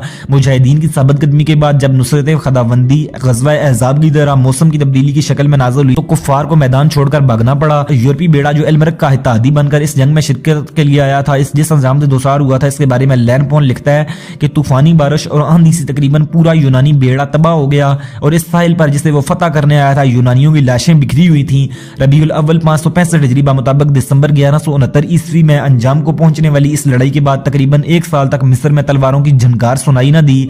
12 शवाल 565 हिजरी मुताबिक 28 जून 1170 ईस्वी को शाम में एक बड़ा होलनाक जिलजिला आया जिससे शाम के अक्सर शहर मुतासर हुए। हजारों मकानात पेवंदे खाक हो गए। हलब, बालबक और हमस जैसे बड़े बड़े शहरों में अनगिनत मकानात मलबे का ढेर बन गए। सुल्तान नूरुद्दीन जंगी ने इन्हें दोबारा आबाद करने की मुहिम शुरू कर दी। अपने अफसरान के साथ दिन रात एक एक करके तमाम मुतासरा फसीलें और किले दोबारा तामीर कराए कि कहीं ईसाई अचानक हमला करके इन पर काबिज न हो जाएं। इधर ईसाई मकबूजात भी इसी तरह जिलजिले का शिकार हुए थे। वहां भी जिलजिला जदगान की बहाली का काम जारी था। ऐसे हाल में वो कोई जंग मोल नहीं सकते थे। सुल्तान नूरुद्दीन के डर से वो अपनी फसीलों और किलों को जल्द से जल्द दोबारा तामीर कर रहे थे, ताहम मिस्र इस जिलजिले से महफूज रहा था। मिस्र में अच्छी तरह कदम जमाने और अवाम खवास का दिल जीतने के बाद सुल्तान सलाहुद्दीन अय्यूबी नसरानियों के खिलाफ इकदामी जहाद शुरू करने के लिए तैयार था। उनके नजदीक यही वो मकसद था जिसके लिए अल्लाह ताला ने इन्हें हुकूमत और क़यादत से नवाजा था। वैसे भी दमियात पर फरंगियों के हमले ने ईसाई रियासतों पर जारियाना हमलों का जवाब पैदा कर दिया था। सुल्तान सलाहुद्दीन अय्यूबी ने इस मौका महल को पेश नजर रखते हुए रबीउल अव्वल 566 हिजरी मुताबिक नवंबर 1170 ईस्वी में जहाद फी सबीलिल्लाह की इस अजीम मुहिम का आगाज कर दिया जिसने इनकी जिंदगी को हर आने वाले मुस्लिम फाते के लिए काबिल रश्क बना दिया। सुल्तान सलाहुद्दीन अय्यूबी के इन हमलों का आगाज मिस्र और शाम के दरमियान इंतहाई अहम नुक्ते पर वाक़ शहर अस्कलान से हुआ। इब्तदाई मरहले के ये हमले किसी बड़ी फौज के साथ न थे। दरअसल इनमें किसी शहर पर कब्जा करना पेश नजर नहीं था, बल्कि ये तेज रफ्तार दस्तों के जरिए की जाने वाली छापा मार कार्रवाइयां थी जिनका मकसद दुश्मन का जानी और माली नुकसान करके इसे मरऊब करना और इसकी कुव्वत का अंदाजा लगाना था। कड़ाके की सर्दी थी, तूफानी हवाएं चिंगाड़ रही थी। नसरानी के लादार बंद कमरों में अंगीठियों पर बदन ताप रहे थे कि सुल्तान सलाहुद्दीन अय्यूबी रातों रात इनके सरों पर आन पहुंचे। उन्होंने पहले अस्कलान पर हमला किया और दुश्मन के संभलने से पहले रमला की तरफ निकल गए। उसके बाद मज़ामत करने वाले ईसाई दस्तों को पिसपा करते हुए गज़ा पर दहावा बोल दिया। फरंगियों का बादशाह एलमरक जो अपने शहरों को बचाने के लिए तेजी से इधर आ रहा था, मुजाहिदीन इस्लाम से नबर्द आजमा हुआ मगर इसे शिकस्त हुई। वो खुद गिरफ्तार होते हुए बचा और सर पर पांव रखकर भाग गया।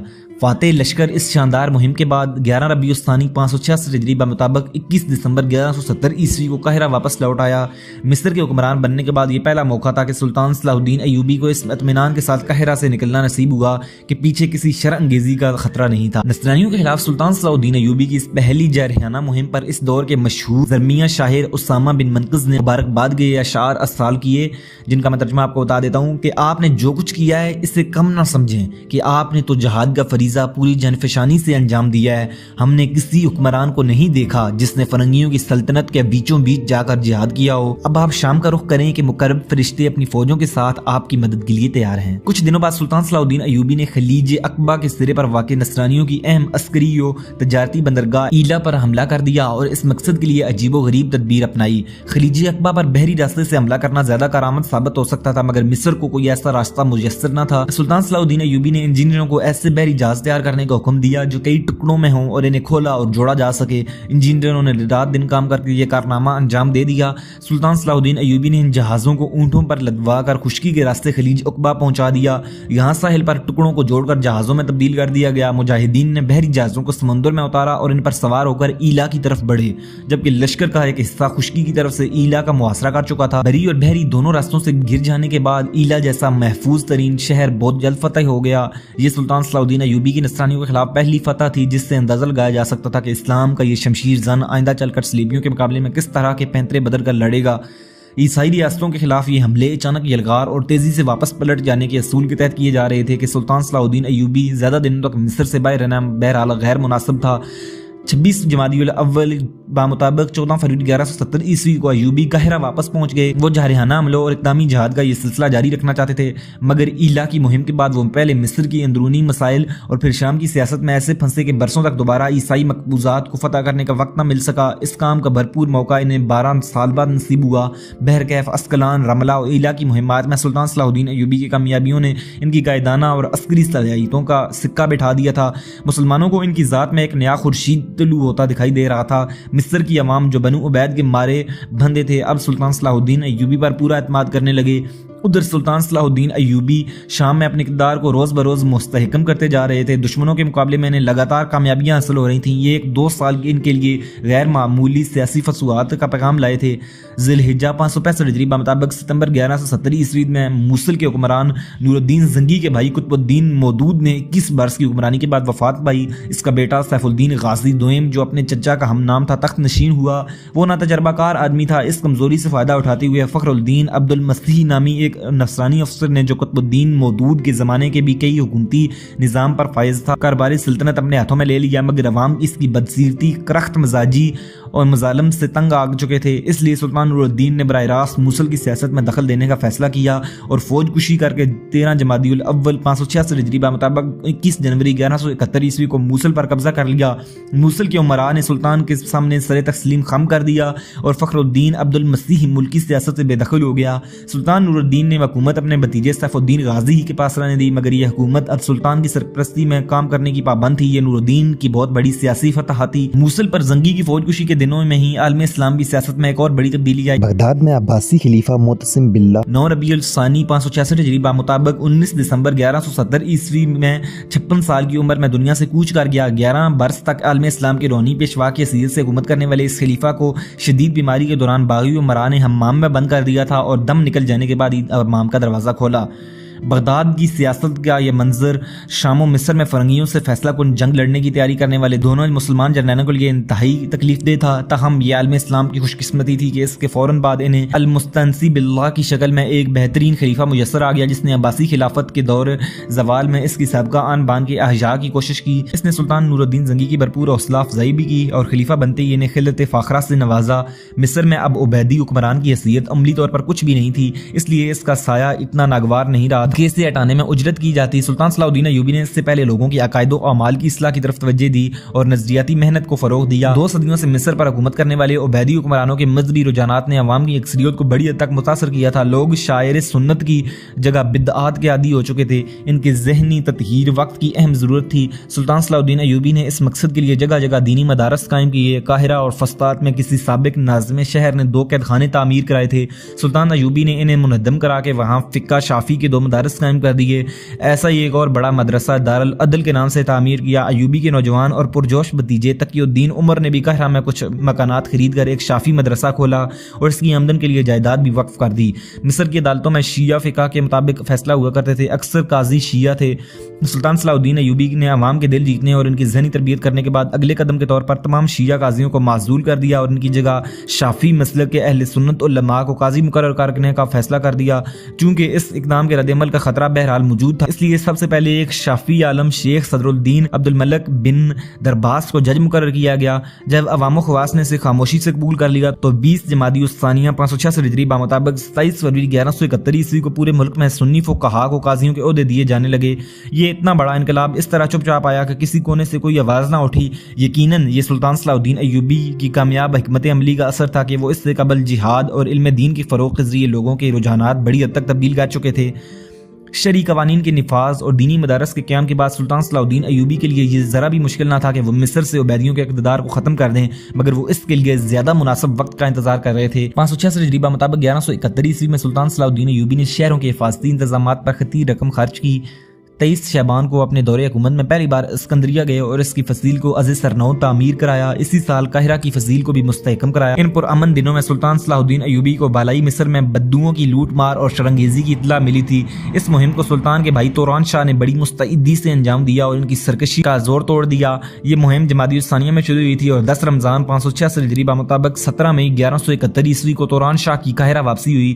سلطان صلاح الدین ایوبی نے اسی سال توران شاہ کو بوش، جیزہ اور سمنود کی جاگیریں دی دیں۔ نئے ہجری سال 567 ہجری میں عالم اسلام کی سیاست میں ایک غیر معمولی تبدیلی رونما ہوئی۔ 2 صدیوں سے مصر میں جمعہ کے خطبے میں نام نہاد عبیدی خلیفہ کے لیے دعا کی جاتی تھی، جبکہ باقی عالم اسلام میں عباسی خلیفے کے لیے دعا کا دستور تھا۔ اب چونکہ بنو عبید کی خود ساختہ خلافت کا چراغ ٹمٹما رہا تھا اور آزاد کا امور حکومت سے کوئی تعلق نہیں رہا تھا، اس لیے مناسب تھا کہ باقی اسلامی ملکوں کی طرح وہاں بھی جمعے کے خطبے میں عباسی خلیفہ کا نام لیا جائے۔ دوسرے لفظوں میں مصر اپنی سیاسی اور روحانی وابستگی بنو عبید سے ختم کر کے بنو عباس سے قائم کر لے، یہی عباسی خلیفہ کی مرضی تھی اور اس کے حکم پر نور الدین زنگی نے صلاح الدین کو اس اقدام کی تاکید کر دی تھی۔ سلطان نور الدین کو یقین تھا کہ مصر میں صلاح الدین ایوبی کے قدم اتنے جان چکے ہیں کہ مصر کا سفینہ یا ریاست کسی بمور میں پھنسے بغیر اس مقام سے گزر جائے گا۔ اس خیال کے تحت نور الدین زنگی نے صلاح الدین ایوبی کو حکم نامہ ارسال کیا کہ مصر کی جامع مسجد میں آزاد کی جگہ آئندہ سے عباسی خلیفہ کا نام لیا جائے۔ سلطان صلاح الدین ایوبی ان تاکیدی حکم ناموں سے 605 میں پڑ گئے۔ وہ جانتے تھے کہ مصر میں ایسی تبدیلی ناگزیر ہے، مگر اس کے باوجود وہ ابھی مزید انتظار کرنا چاہتے تھے۔ اتنا بڑا قدم اس قدر جلد اٹھا لینا ان کے نزدیک دانشمندی نہ تھی۔ اس سے مصری امراء کی بدظنی کے علاوہ رائے عامہ کی مخالفت کا بھی اندیشہ تھا۔ وہ کم از کم اس اقدام کو آزاد کی موت تک مؤخر کرنا چاہتے تھے، مگر نئے خلیفہ کی جانب سے سلطان نور الدین زنگی پر دباؤ تھا کہ مصر میں عباسیوں کا خطبہ جاری کر دینا چاہیے۔ اس سے قبل سلطان نور الدین زنگی نے نجم الدین ایوب کو مصر روانہ کیا تھا اور ساتھ ہی سلطان ایوبی کے نام اس مضمون کا مراسلہ بھیجا تھا کہ مصر میں عباسی خلفاء کا خطبہ شروع کیا جائے۔ یہ پہلا موقع تھا کہ سلطان نور الدین زنگی اور صلاح الدین ایوبی کے درمیان اختلافات رائے ہوا تھا۔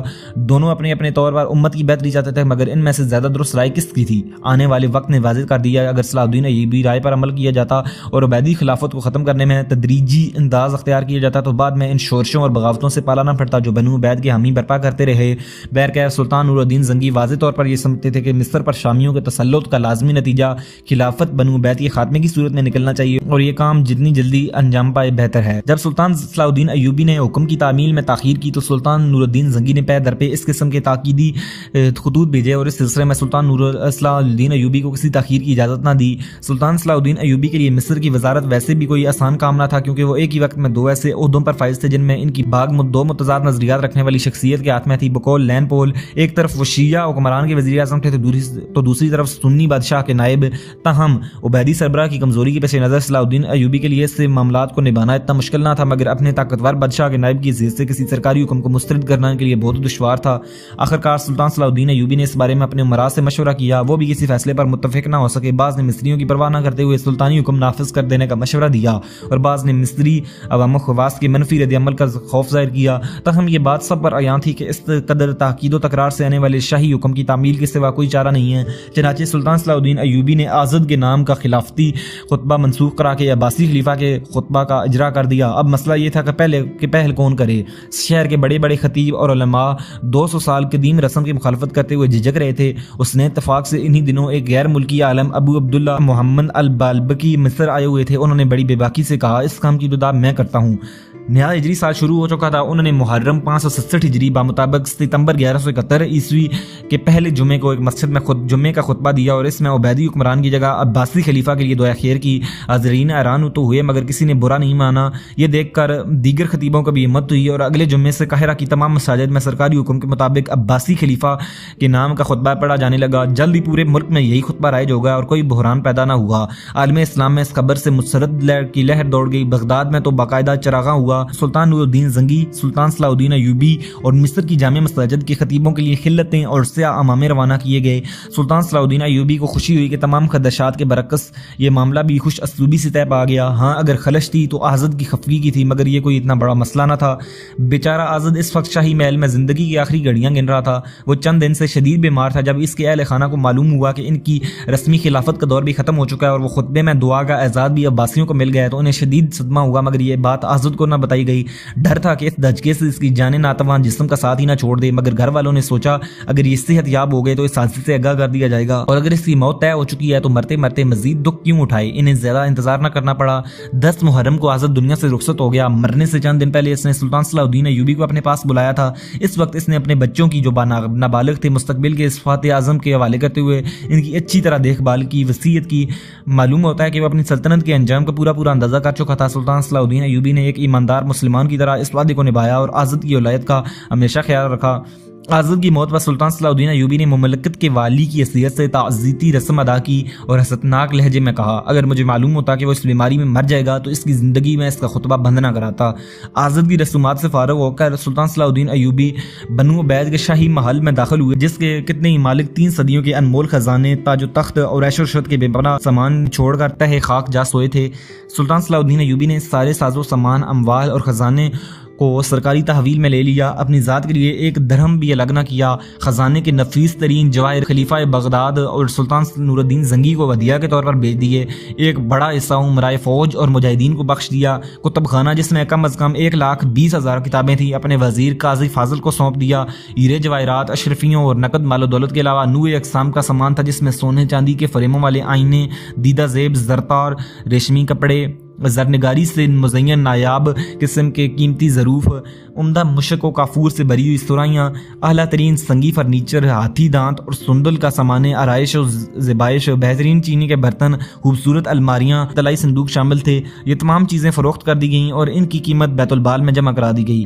غلاموں اور بانیوں میں بہت سوں کو آزاد کر دیا گیا اور بہت سوں کو بیچ کر قیمت بیت المال کو دے دی گئیں. شاہی محلات بھی اس نئی حکومت کے تصرف میں تھے, جس میں عبیدیوں کا کوئی نہ تھا. لہذا آزاد کے اہل و عیال کو محل سے نکال کر الگ آرام دہ رہائش گاہ دے دی گئی اور ان کے خرچے کا معقول انتظام کر دیا گیا. ذوالحجہ 399 ہجری میں افریقہ کے شہر کی ایک ریاست ظہور پذیر ہونے والی عبیدی حکومت اپنے اقتدار کے 272 سال مکمل کر کے محرم 567 ہجری میں ایک تاریخی داستان بن چکی تھی.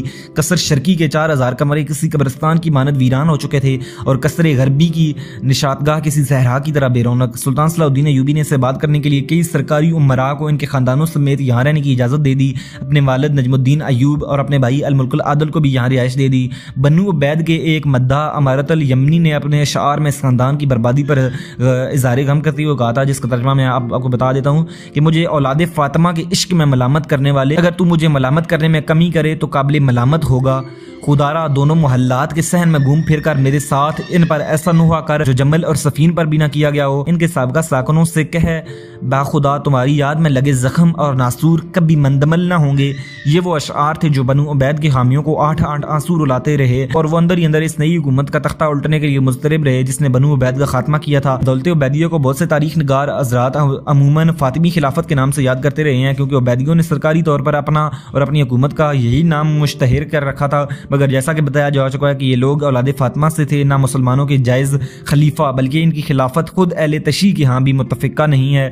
صرف شیعوں کا اسماعیلی فرقہ اسے خلافت مانتا تھا, باقی امامیہ, اثنا عشری وغیرہ انہیں بے دین اور گمراہ جماعت تصور کرتی تھی. اس لیے انصاف کی بات یہی ہے کہ ایسی متنازع اور مبنی بر دروغ حکومت پر خلافت کا اطلاق نہ کیا جائے اور بنو عبید کو فاطمی کہہ کر یاد نہ کیا جائے. دوستو, دولت عبید کے خاتمے کے کچھ عرصہ بعد سلطان نور الدین زنگی اور سلطان صلاح الدین ایوبی کے درمیان بعض معاملات میں اختلافات رائے کی وجہ سے کچھ کدورت پیدا ہو گئی, جس سے بعض مورخین نے ذاتی اقتدار کی کشاکشی, قومی بغض و عناد اور قبائلی دشمنی کا رنگ بھی دیا ہے. حالانکہ یہ بات عقل و فہم سے بعید ہے کہ سلطان نور الدین اور سلطان صلاح الدین ایوبی جو امت کے لیے انتہائی مخلص تھے, محض ذاتی اقتدار اور مال و جہاں کے لیے ایک دوسرے کے خلاف ہو جاتے. حقیقت کیا تھی یہ آگے چل کر ویڈیو میں آپ کو وضاحت کر دی جائے گی. ہوا یوں کہ صفر 567 ہجری بمطابق اکتوبر 1131 عیسوی میں سلطان صلاح الدین ایوبی مصر سے اپنے برق رفتار دستوں کے ساتھ شام کی سرحد کی طرف نکلے. ان کا ہدف نصرانیوں کا مضبوط قلعہ شوبک تھا جو انہی کے ایک اور فتنہ انگیز مرکز کرک سے صرف 1 دن کی مسافت پر واقع تھا. ان دونوں مورچوں سے نصرانیوں کی طاقت و تاراج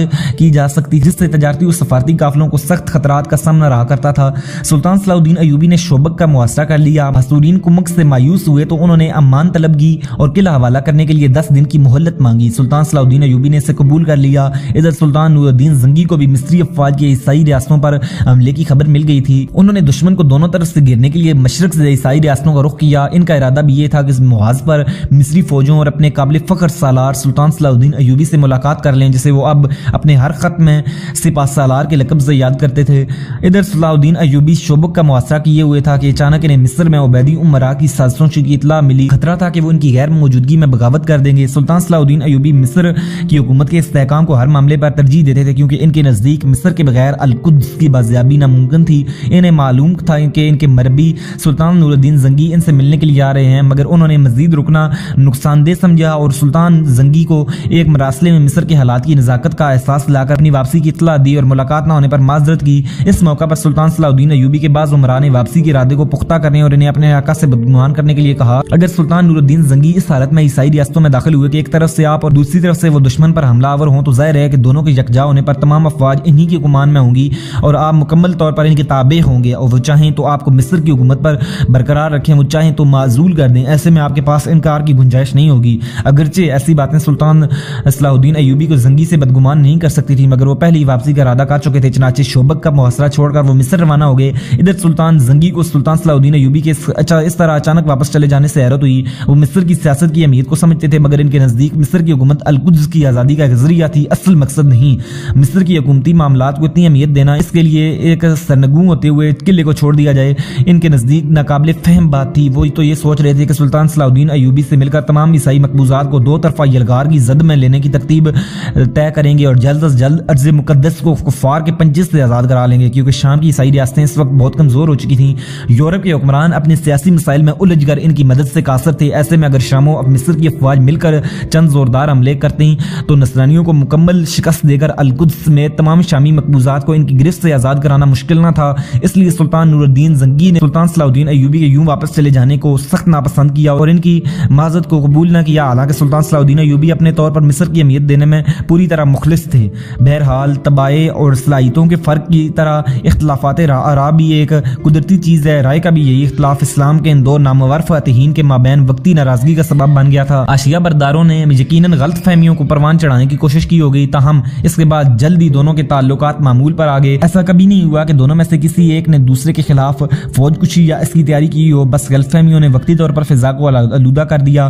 مورخین نے اس موقع پر سلطان نور الدین زنگی کی جانب سے مصر پر حملہ کر کے سلطان صلاح الدین ایوبی کو معزول کرنے کے ارادے کا ذکر کیا ہے، مگر اس کی اصل حقیقت شاید اس سے زیادہ نہ ہو کہ سلطان صلاح الدین ایوبی کے سلطان سے ملے بغیر اچانک واپس چلے جانے کے بعد سلطان نور الدین زنگی کے دربار میں صورتحال پر بحث ہوئی ہوگی اور مصر پر فوج کشی کی تجویز پر بھی غور کیا ہوگا، مگر کیا اس کے بعد سلطان نور الدین زنگی نے ایسا کوئی اقدام کیا؟ تاریخ اس کا جواب نفی میں دیتی ہے۔ زیادہ سے زیادہ جس بات کا پتہ چلتا ہے وہ یہ ہے کہ کچھ دن کے بعد مصر میں یہ خبر پھیل گئی تھی کہ سلطان نور الدین زنگی مصر پر حملے کے لیے فوج بھیج رہا ہے۔ اس سے قطع نظر کہ اس خبر میں صداقت کتنے فیصد تھی، مصر کے دربار میں ایسی کوئی صورتحال پیدا ہو جانے کے بعد تمام امکانی پہلوؤں پر گفتگو شروع ہو گئی۔ جوش و خروش میں مجلس کا رنگ ایسا ہو گیا کہ جس سے امت کے اتحاد پر زبردست زد پڑ سکتی تھی۔ اس مجلس میں سلطان ایوبی کے جہان دیدہ باپ نجم الدین ایوب نے نہایت سمجھداری کا ثبوت دیتے ہوئے امت کی وحدت کو برقرار رکھنے کی کامیاب کوشش کی اور ایک ایسی رائے دی جس سے تمام غلط فہمیاں دور ہو سکتی تھیں۔ اس سے پہلے مجلس میں سلطان صلاح الدین ایوبی کے نوجوان بھتیجے تقی الدین عمر نے پرجوش انداز میں کہا تھا، اگر سلطان ہم پر حملہ آور ہوا تو ہم اس سے لڑیں گے، اس سے اس ملک پر قبضہ کرنے سے روک دیں گے۔ یہ سن کر دیگر عمرا بھی اس رائے کی تائید کرنے لگے تھے۔ نجم الدین ایوب نے یہ ہنگامہ دیکھا تو ڈانٹ کر سب کو خاموش کرا دیا اور سلطان صلاح الدین ایوبی کی طرف رخ کر کے کہا، میں تیرا باپ ہوں اور یہ تیرے ماموں شہاب الدین حرمی یہاں موجود ہیں، ہم سب لوگوں سے زیادہ تجھے پیار کرتے ہیں، مگر اللہ کی قسم اگر میں اور تیرا ماموں سلطان کو آتا دیکھ لیں تو اس تک کے استقبال میں زمین کو بوسہ دیے بغیر نہ رہ سکیں گے۔ اگر وہ ہمیں حکم دے کہ تیری گردن اڑا دیں تو ہم ایسا بھی کر گزریں گے۔ اور یہ تمام عمراء اور وزراء سلطان کو سامنے دیکھ کر اپنی سواریوں کی زینوں پر نہیں ٹک سکیں گے۔ یہ سارے شہر سلطان کے ہیں، ہم اس کے غلام اور نائب ہیں، اگر وہ تجھے معزول کرنا چاہتے ہیں تو ہم یقیناً اس کی اطاعت کریں گے۔ نجم الدین ایوب کی اس گفتگو نے سب کے دلوں سے جذبات کے غبار اور مرکز گریزی کے وسوسوں کو دھو ڈالا۔ اس کے بعد نجم الدین ایوب نے اپنے بیٹے کو مشورہ دیتے ہوئے کہا، تم سلطان کو خط لکھ کر عرض کرو، میں نے سنا ہے کہ آپ میرے خلاف فوج کشی کا ارادہ کر رہے ہیں، اگر ایسا ہے تو میں پوچھنا چاہتا ہوں کہ اس کی بھلا کیا ضرورت ہے؟ آپ ایک غلام بھیج دیں جو میرے گلے میں پٹا ڈال کر مجھے آپ کے پاس لے جائے، یہاں اس سے کوئی روکنے والا نہیں ہوگا۔ فرمانبردار بیٹے نے باپ کے مشورے کے عین مطابق اس مضمون کا خط شام روانہ کر دیا۔ بعد میں نجم الدین ایوب نے تنہائی میں بھی اپنے بیٹے کو سلطان کے خلاف کسی قسم کی سوچ رکھنے سے منع کرتے ہوئے مرکز سے خاتمانہ تعلقات برقرار رکھنے کی تائید کی اور ایسے عمراء کی باتوں پر توجہ دینے سے منع کیا جو مصر کو شام سے لڑانے پر تلے ہوئے تھے۔ اس دانشمند بوڑھے نے زمینی حقائق، امت کے اتحاد کی ضرورت اور مسئلہ وقت کے تقاضوں کو سامنے رکھتے ہوئے اپنے نوجوان بیٹے کو سمجھایا، اگر ہم سلطان سے مزاحمت اور لڑائی پر تل گئے تو ہم ہی ان کا ہدف بن جائیں گے، جبکہ در حقیقت ہم ان سے ہرگز مقابلہ نہیں کر سکتے۔ ہاں، اب جب کہ انہیں ہماری طرف سے اطاعت کا اطمینان ہوگا تو وہ ہمیں ہمارے حال پر چھوڑ کر دیگر مہمات میں مشغول رہیں گے۔ تاریخ بتاتی ہے کہ سلطان صلاح الدین ایوبی کا مذکورہ خط پڑھ کر سلطان زنگی کو اطمینان ہو گیا، غلط فہمیوں کی فضا ختم ہو گئی اور آخر تک سلطان اور ایوبی کے تعلقات مثالی رہے۔ اس موقع پر مورخین نے نجم الدین ایوب کی صلاح الدین ایوبی کو نصیحت کے ضمن میں اس کا یہ جملہ بھی نقل کیا ہے: اگر سلطان اس ملک سے ایک گناہ بھی لے تو میں اس سے لڑوں گا، مگر اس جملے کی حقیقت اس سے زیادہ نہیں کہ یہ پدرانہ شفقت کا ایک بلیغ اظہار تھا تاکہ بیٹا باپ کو بہر طور پر اپنا خیر خواہ سمجھے، مخالفت نہ کرے۔ اگر یہ جملہ حقیقت پر مبنی ہوتا تو نجم الدین سلطان زنگی کی اطاعت پر اتنا زور کیوں دیتا، اپنے بیٹے اور امراء مصر کو سلطان سے خادمانہ تعلقات رکھنے کی تاکید کیوں کرتا؟ ڈاکٹر حسین مونس اپنی شعرۂ آفاق تصنیف نور الدین محمود میں سلطان نور الدین اور صلاح الدین ایوبی کے مابین محاذرائی کی روایات پر جرح کرتے ہوئے لکھتے ہیں کہ مورخین ذکر کہتے ہیں کہ سلطان صلاح الدین ایوبی مصر میں اپنے قدم جماتا چلا گیا، حتیٰ کہ اس نے خود مختاری کے بارے میں سوچنا شروع کر دیا اور نور الدین کے خلاف لشکر کشی کی تیاری کرنے لگا۔ حالانکہ یہ بات درست نہیں، اس طرح یہ کہنا بھی صحیح نہیں کہ ان دونوں کے درمیان نفرت پیدا ہوئی اور اتنی بڑھتی چلی گئی کہ نور الدین نے مصر پر حملہ کرنے کا فیصلہ کر دیا تاکہ اپنے نائب کو تابعدار بنا سکے۔ یہ سب باتیں عقل سے ماورا ہیں۔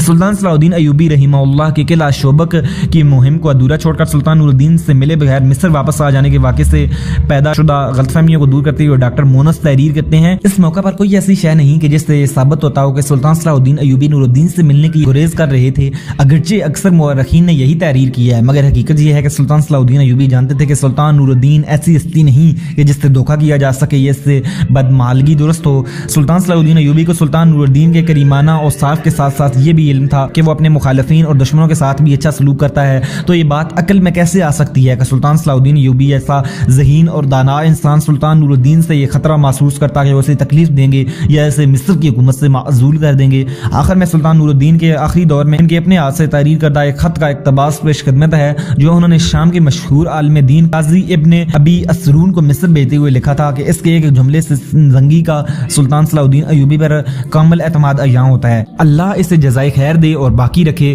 ایسے اچھے اور نیک لوگوں کی بقا میں اہل اسلام کی بڑی بہتری اور نفع ہے۔ اللہ تعالیٰ ایسے نیکوکاروں اور خیر کے مددگاروں کی تعداد اور بڑھائے۔ اب آپ پر واضح ہو گیا ہوگا کہ عالم اسلام کے ان دو عظیم مجاہدین کے دلوں میں ایک دوسرے کے لیے آخر وقت تک محبت، اکرام اور احترام کے جذبات قائم رہے۔ اگر کوئی غلط فہمی تھی تو وہ عارضی تھی جو جلدی دور ہو گئی۔ اس واقعے کے کچھ عرصہ بعد سلطان نور الدین زنگی نے ساحل شام کی قابض عیسائی ریاستوں کو دو طرفہ حملوں کی زد میں لینے کے لیے ایک بار پھر مشترکہ مہم کا آغاز کرنا چاہا۔ انہوں نے سلطان صلاح الدین ایوبی کو خط و کتابت کے ذریعے اپنے ارادے سے آگاہ کیا۔ طے یہ پایا کہ شام اور مصر کی افواج ایک متعین دن میں کر کے قریب باہم مل جائیں گی، وہاں دونوں قائدین کی ملاقات ہوگی اور جنگی اور سیاسی امور پر مشورہ بھی ہوگا۔ شوال 567 ہجری بمطابق جون 1172 عیسوی میں سلطان صلاح الدین ایوبی مصر سے روانہ ہوئے۔ اس سے قبل انہوں نے اپنی روانگی کی اطلاع شام بھیج دی تھی۔ صحرا کا پرخطر راستہ طے کر کے جب وہ کرک پہنچے تو ابھی سلطان زنگی کی افواج راستے میں تھیں۔ سلطان صلاح الدین ایوبی نے کرک کا محاصرہ کر لیا۔ وہ سلطان نور الدین زنگی کا انتظار کر رہے تھے جو 2 دن کی مسافت پر تھے۔ اچانک انہیں اطلاع ملی کہ قاہرہ میں ان کے والد نجم الدین کی طبیعت نازک ہے اور وہ بستر مرگ پر ہیں۔ سلطان صلاح الدین ایوبی اپنے والد کو مصر کے تمام کاروبار کا ذمہ دار بنا کر آئے تھے۔ اس خبر سے انہیں ایک بار پھر خطرہ محسوس ہوا کہ کہیں کسی نائب کی عدم موجودگی میں مصر بغاوت کی لپیٹ میں نہ آ جائے۔ انہوں نے فوراً مصر واپسی کا فیصلہ کر لیا۔ محاصرہ اٹھا کر وہ تیزی سے اپنے دارالحکومت کی طرف پلٹے، مگر اس سے پہلے انہوں نے فقیہ عیسیٰ الحکاری کو سلطان زنگی کی خدمت میں روانہ کر دیا تھا تاکہ وہ مصری سپہ سالار کی واپسی کا یہ معقول عذر وضاحت کے ساتھ بیان کر دے۔ فقیہ عیسیٰ الحکاری سلطان کے پاس پہنچے، اپنے آقا کی جانب سے بھیجے گئے گرانت قدر طائف نظر کیا اور معذرت کا پیغام گوش گزار کیا۔ سلطان نور الدین جو کہ اپنے باصلاحیت سپہ سالار سے ملنے کے لیے بے چین تھے، بے حد رنجیدہ ہوئے۔ اس کے ساتھ ساتھ انہیں اپنے قابل ترین مصاحب نجم الدین ایوب کی حالت پر بھی نہایت تشویش ہوئی، تاہم انہوں نے جذبات پر قابو پاتے ہوئے سلطان صلاح الدین ایوبی کی معذرت قبول کی اور ان کے فیصلے کو درست قرار دیتے ہوئے کہا، واقعی مصر کی حفاظت ہمارے نزدیک بھی باقی تمام کاموں سے زیادہ اہم ہے۔ ادھر صلاح الدین ایوبی قاہرہ پہنچے تو انہیں یہ افسوسناک خبر ملی کہ ان کے سر سے والد ماجد کا سایہ شفقت اٹھ گیا ہے۔ مورخین لکھتے ہیں کہ نجم الدین ایوب کو چوگان اور گھوڑ سواری کا بے حد شوق تھا اور اتنی تیز گھوڑا دوڑاتے تھے کہ لوگ دیکھ کر گھبرا جاتے تھے اور ڈرتے تھے کہ کہیں وہ گھوڑے سے گر نہ پڑیں۔ بعض لوگ یہاں تک کہا کرتے تھے کہ شاید تیز رفتاری ایوب کی موت کا بہانہ بنی۔ 27 ذوالحجہ 567 ہجری بمطابق 19 اگست 1172 عیسوی کو دنیا سے رخصت ہو گئے۔ سلطان صلاح الدین ایوبی کے لیے ایک بہت بڑا دھچکا تھا۔ والد کی رہنمائی اور حوصلہ افزائی ہر قدم پر ان کے لیے تقویت کا باعث تھی۔ اب وہ اس سہارے سے محروم ہو گئے تھے۔ نجم الدین ایوب کا شام کی سیاست میں انتہائی اہم کردار تھا۔ سلطان نور الدین کے دربار میں ان کا مرتبہ سب سے بڑا ہوا تھا۔ سلطان کے سامنے کسی درباری کو بلا اجازت از خود بیٹھنے کی ہمت ہمت نہ ہوتی تھی، مگر نجم الدین ایوب نے کبھی یہ تکلف نہ کیا اور وہ جب سلطان کے پاس آتے تو پوچھے بغیر بیٹھ جاتے اور سلطان نے کبھی ان کا برا نہ منایا تھا۔ ابن اسیر کا بیان ہے کہ نجم الدین ایوب خوبیوں سے آراستہ، عقل مند، نیک سیرت، شریف الطبع اور فیاض انسان تھے۔ درویشوں اور صوفیاء کی بے کثرت خدمت کیا کرتے تھے، ان کے پاس اکثر حاضر ہوا کرتے تھے۔ اپنے آخری ایام میں وہ مصر کی سیاست کا مضبوط ترین ستون بن چکے تھے۔ اس ستون کے گرتے ہی مصر کی پرامن سیاسی فضا میں ایک نئی ہلچل مچ گئی اور سلطان صلاح الدین ایوبی پر بھی امتحانات کی کڑی دھوپ آ گئی۔ 567 ہجری میں سلطان ایوبی ہیں سلطان نور الدین زنگی کے کہنے پر تاجروں سے لیا جانے والا چونکہ ٹیکس جسے علماء نے غیر شرعی قرار دے دیا تھا بند کر دیا۔ حکومت کو اس ٹیکس سے سالانہ 20 لاکھ دینار آج کل کے اربوں روپے کی آمدن ہوا کرتی تھی۔ نجم الدین ایوب کی وفات کو 6-7 ماہ گزرے ہوں گے کہ سلطان صلاح الدین ایوبی کے خلاف زیر زمین سازشیں اور بغاوتیں شروع ہو گئیں۔ پہلی بغاوت 568 ہجری مطابق 1172 عیسوی میں ہوئی جو سوڈان کے ابشیوں اور غلاموں نے کی تھی۔ انہوں نے گنڈوں اور اوباشوں کی بڑی تعداد کو ساتھ ملا کر مصر کی سرحد پر یلغار کی تیاری کر لی تھی۔ وہ اسوان کی بستی اور نواحی دیہاتوں کو لوٹنے آ رہے تھے کہ سرحد کے نگران کنز الدولہ نے قاہرہ میں اس خطرے کی بروقت اطلاع دے دی تھی، جس کے نتیجے میں سلطان نے شجاع بالبکی کو کمک دے کر بھیجا، مگر شجاع کے آنے تک سوڈانی اسوان کو تباہ کر چکے تھے۔ بہرحال کنز الدولہ اور شجاع بالبکی لشکر لے کر ان کے تعاقب میں نکلے۔ اس دوران سوڈانی باغی سرحدی علاقے میں سعید پر قابض ہو گئے۔ فریقین میں خون ریز لڑائیاں جاری رہیں مگر ابشیوں کا زور ٹوٹ نہ سکا۔ شجاع یہ صورتحال بتانے خود قاہرہ گیا تو سلطان صلاح الدین ایوبی کو اندازہ ہوا کہ سعید میں باغیوں کی طاقت بہت بڑھ چکی ہے۔ تب سلطان صلاح الدین ایوبی نے جمادی الاول 568 ہجری مطابق جنوری 1173 عیسوی میں اپنے بھائی توران شاہ کو ایک بہت بڑا لشکر دے کر وہاں روانہ کر دیا۔ آخرکار گھمسان کی جنگوں کے بعد سوڈانی پسپا ہو کر نوبہ کے علاقوں کو لوٹ گئے۔ توران شاہ نے ان کا تعاقب کر کے نوبہ کے مضافات میں چھاپے مارے، ان کے قلعے ابراہیم کو مسخر کیا اور بہت سے قیدیوں کو آزاد کرا لیا، مگر اس فتنے کی روک تھام ہوتے ہوئے ایک اور بغاوت کی چنگاری سگلنے لگی جیسے سابق حکومت کے وفادار عمراء اور مبلغین آواز دے رہے تھے۔ وہ موجودہ سنی حکومت کو ختم کر کے ایک بار پھر دولت عبیدیہ کا احیا چاہتے تھے۔ ان کا سربراہ عبیدیوں کا دائی حاجی ابن عبدالقوی عبد الجبار بن اسماعیل بن عبدالقوی تھا، جس سے بنو عبید کے محلات میں مدفون خزانوں کا پتہ بھی معلوم تھا۔ دوسرا اہم رکن عبد الصمد کاتب تھا جو سلطان صلاح الدین ایوبی کی حکومت کا اہم عہدیدار تھا۔